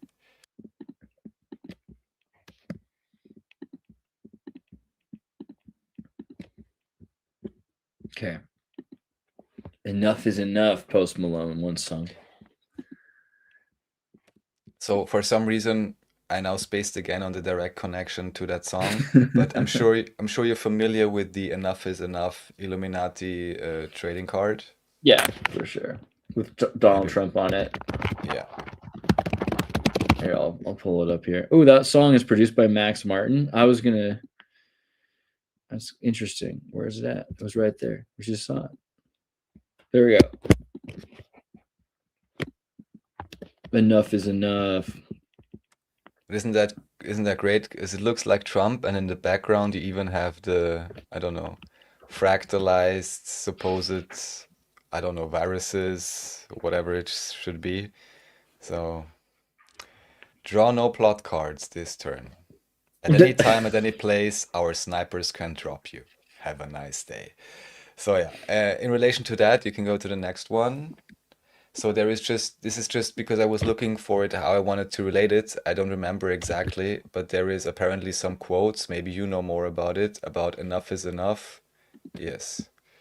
Some people actually using that phrasing, which is interesting. I didn't watch this whole video, but someone somewhere apparently had used this. Maybe even Kirk himself. I'm not exactly sure, but this was like a thing just before this event happened. And then if you want, you can go to the next two videos on Odyssey because YouTube says they've been taken down by the creator. I'm not exactly sure what the background story of that is. Next one, yes. So just, I'm not gonna talk about it too much. People can believe whatever they want. If something is so highly publicized, there's a lot of big questions, and these were just two videos I quickly pulled up, or basically I searched for them again on Odyssey because they're not available on YouTube anymore, where you just have this investigation into what extent this whole thing actually was staged, to what extent what actually happened to the guy, and so on. There's many, many, many, many, many, many, many questions.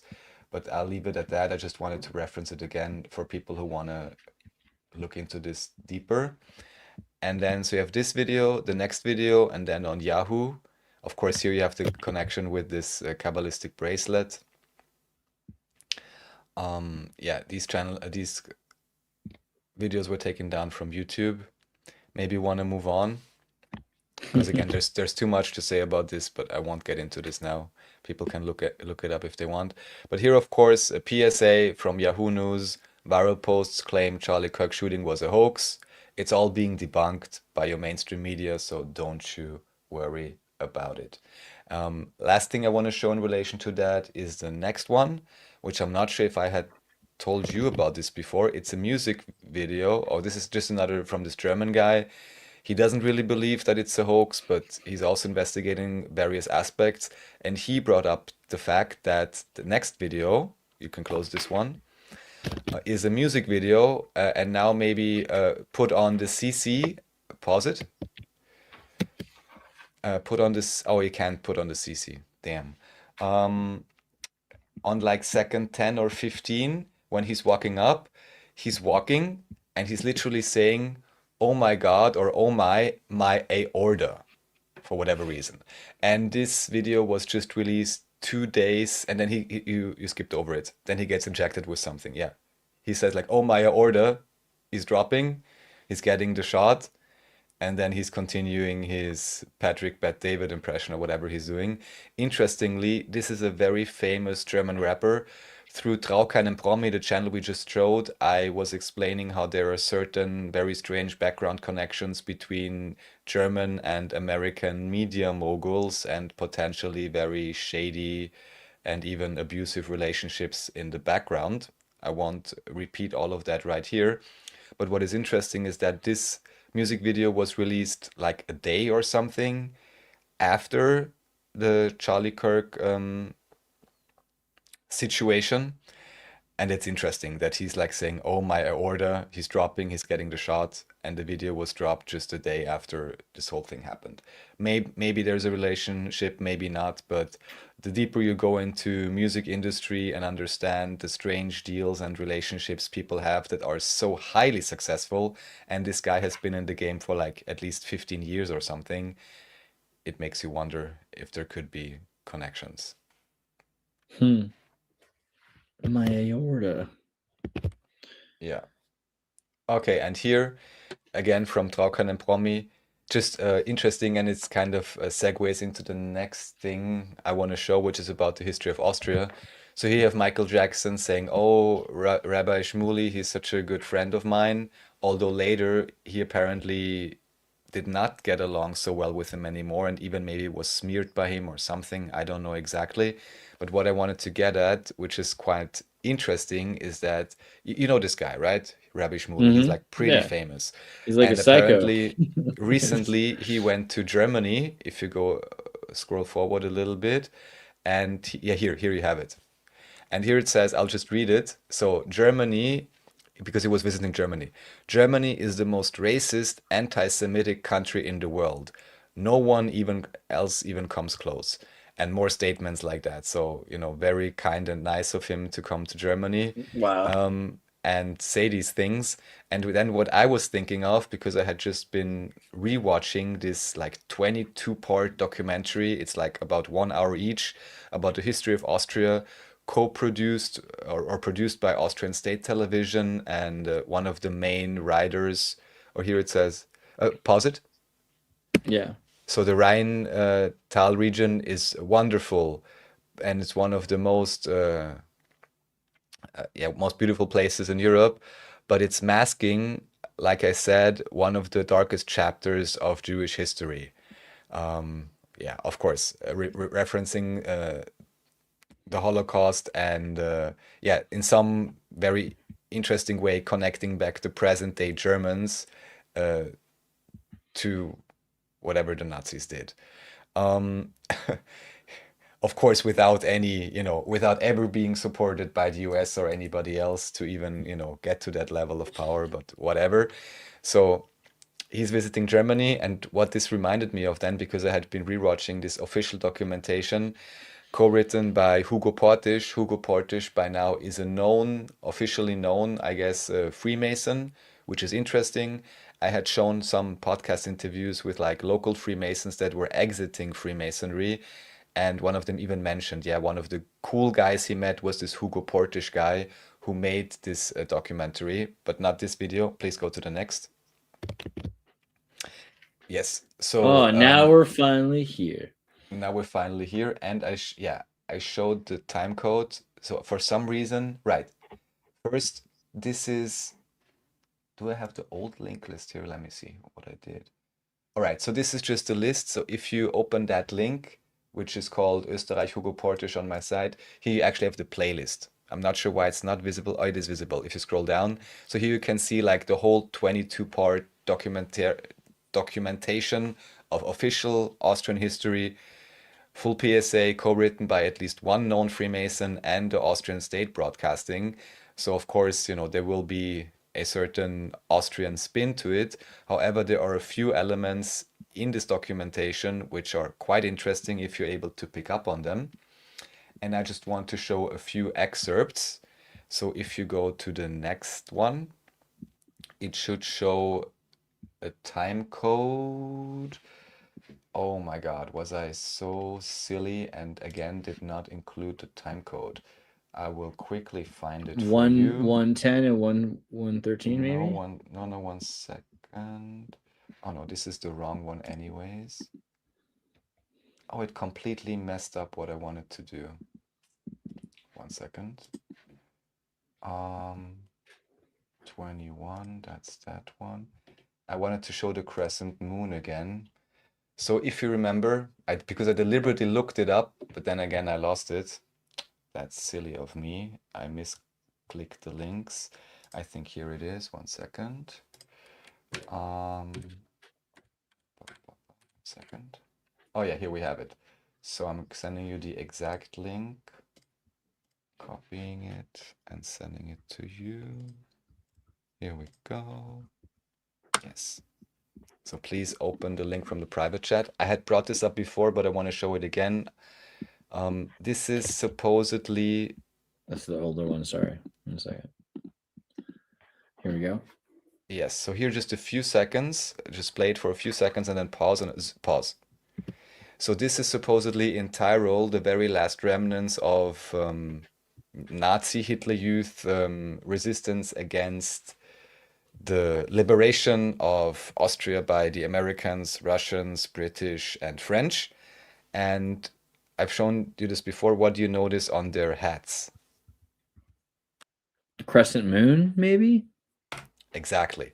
Why would someone that is at least labeled in this documentary as Hitler Youth, literally child soldiers, that maybe didn't get the message yet that everything is lost, were defending or were fighting against some unit, and supposedly the American commander or something even got angry after they realized that they were literally fighting against children. And also very much later, in a later part of this documentary, you have you briefly are shown the Viennese boys choir, which is like a famous thing for Vienna, where you have a boys' choir, and even this boys' choir has the crescent moon caps. I have no idea why that is. It's not being explained at all. This would have to be looked into deeper, why both these remnant child soldiers and the Viennese boys' choir have crescent moon hats. If that is who is actually depicted there, which of course I really don't know. But that was highly curious to me. Why would there be a crescent moon in Nazi Germany on hats? I don't know. Yeah, I'm looking Liberation of right now. Tyrol. I'm trying to like Yes. Google it. Let's I see. doubt that you'll be able to find anything. but Well, maybe. Vienna's coat and arms have sometimes had crescent moons on them, right? So Vienna coat of arms. Let's see. Not today.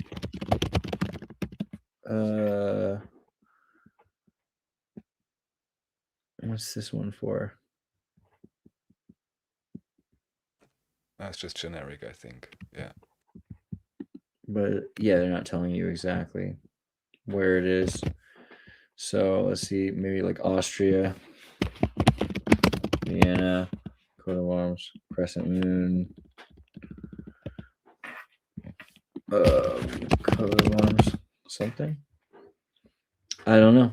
Now I'm curious. There must be a reason that the moon crescent could make sense. I mean, it would only corroborate it further, but yeah, not sure. That's pretty weird. That was a pretty weird choice for them to have the crescent moon because it was so specific and there wasn't much else. Yeah. Yes. Okay, and here, I'll you go back moved to away this. from the I'll part go- I wanted to show. All right, here we go. Goose Okay, stepping. so pause it. Stick, stick, ooh, baby. And actually, we may even want to show, you can go back 10 seconds, and if you want, you could even show this for 2 minutes, I hope. Let's show it in a small scale or something.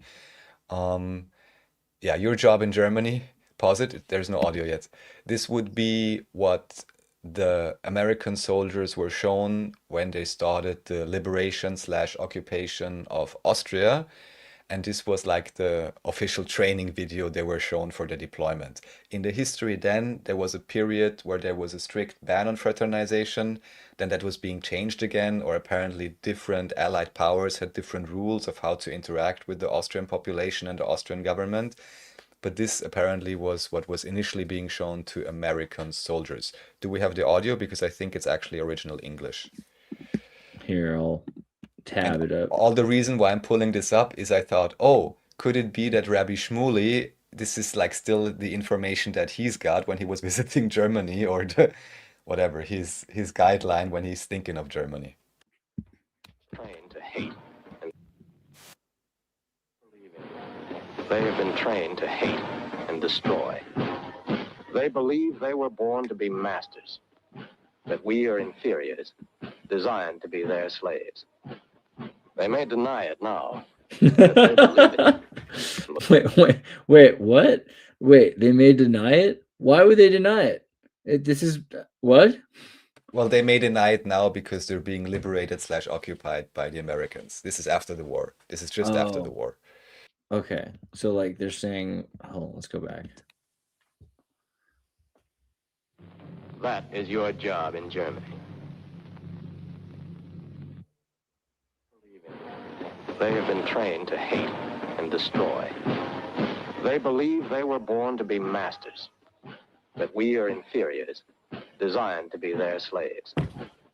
They may deny it now, but they believe it, and will try to prove it again. Wow. Don't argue with them. Don't try to change their point of view. Other Allied representatives will concern themselves with that. You are not being sent into Germany as educators. You are soldiers. You will observe their local laws, respect their customs and religion, and you will respect their property rights. You will not ridicule them. You will not argue with them. You will not be friendly. You will be aloof, watchful, and suspicious. Every German is a potential source of trouble. Therefore, there must be no fraternization with any of the German people. Fraternization means making friends. The German people are not our friends. You will not associate with German men, women, or children. You will not associate with them on familiar terms, either in public or in private. You will not visit in their homes, nor will you ever take them into your confidence. We are determined that the vicious German cycle of war,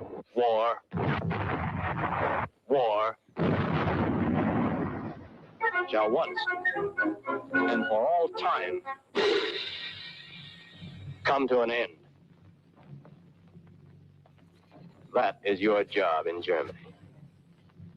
This message will self-destruct. Wow. Yeah. So to anybody who didn't know Dang.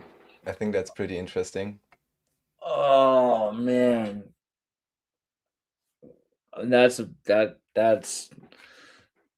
was pretty wild. That was you're not to be their friends. And they show the pictures of anyone can be a danger, and it starts with little children and moves to women and then goes to men. Dang, dude. That's crazy. Well, you're not to be friends with the German people. You're not to argue with the German people. You're not to argue about their customs. You're supposed to obey their laws. That is so weird.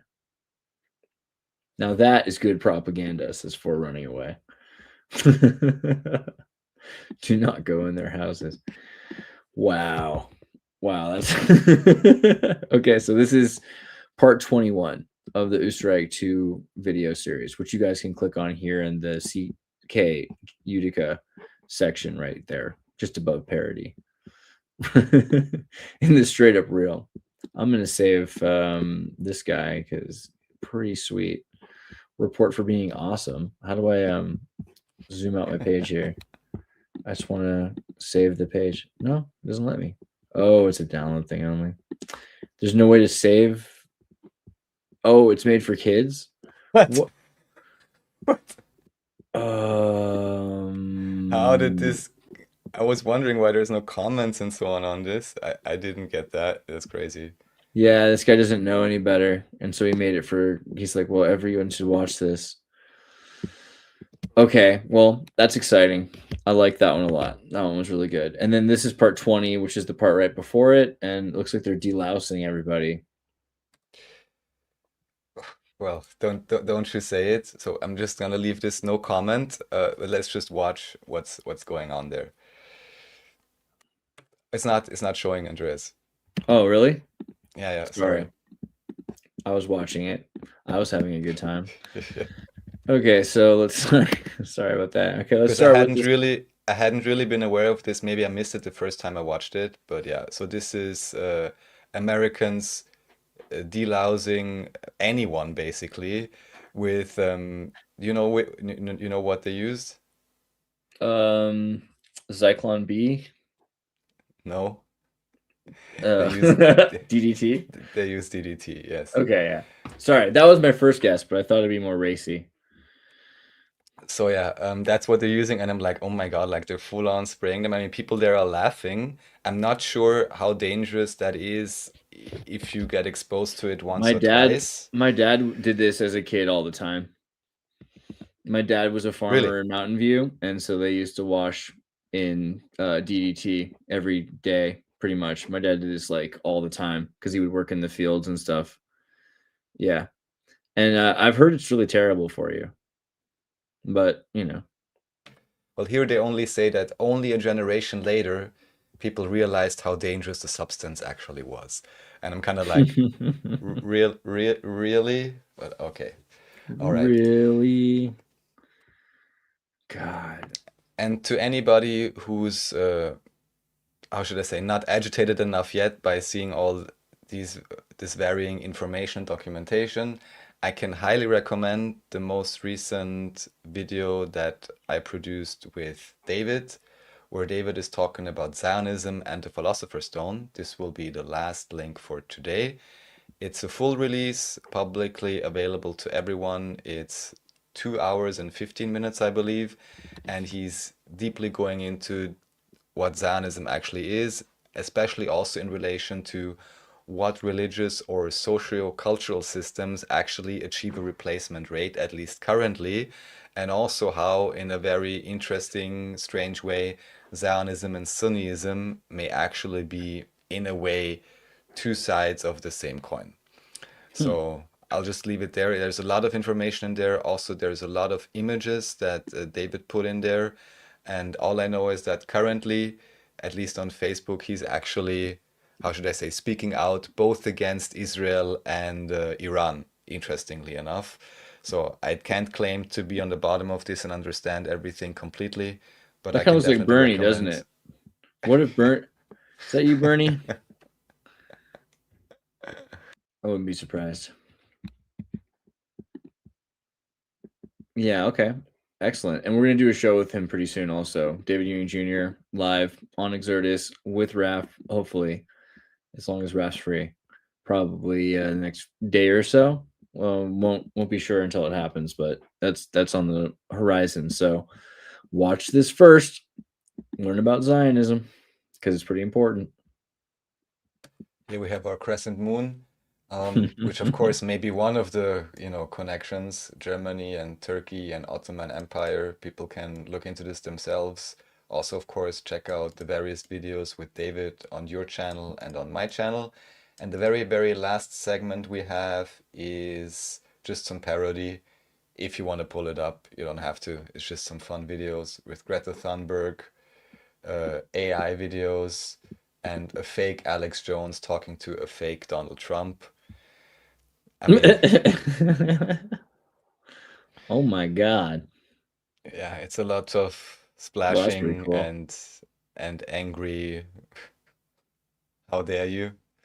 Dude. Man, they really trained her face on Down syndrome, though. That poor kid. Whoa.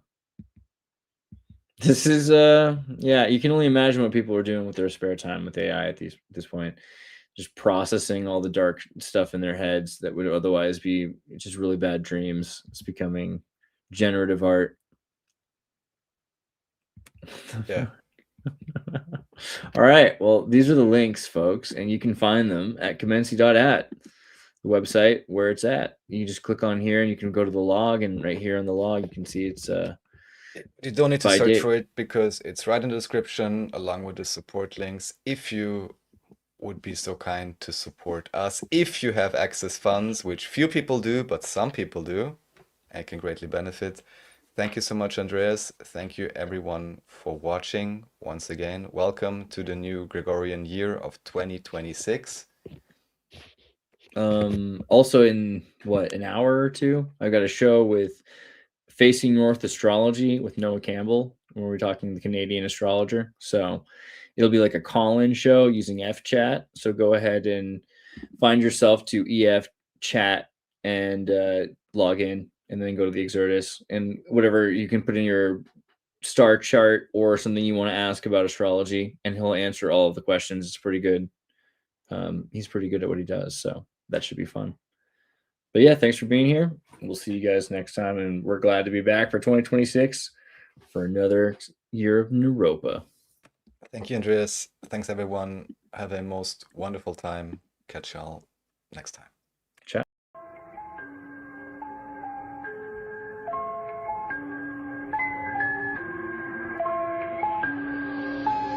Good viewer.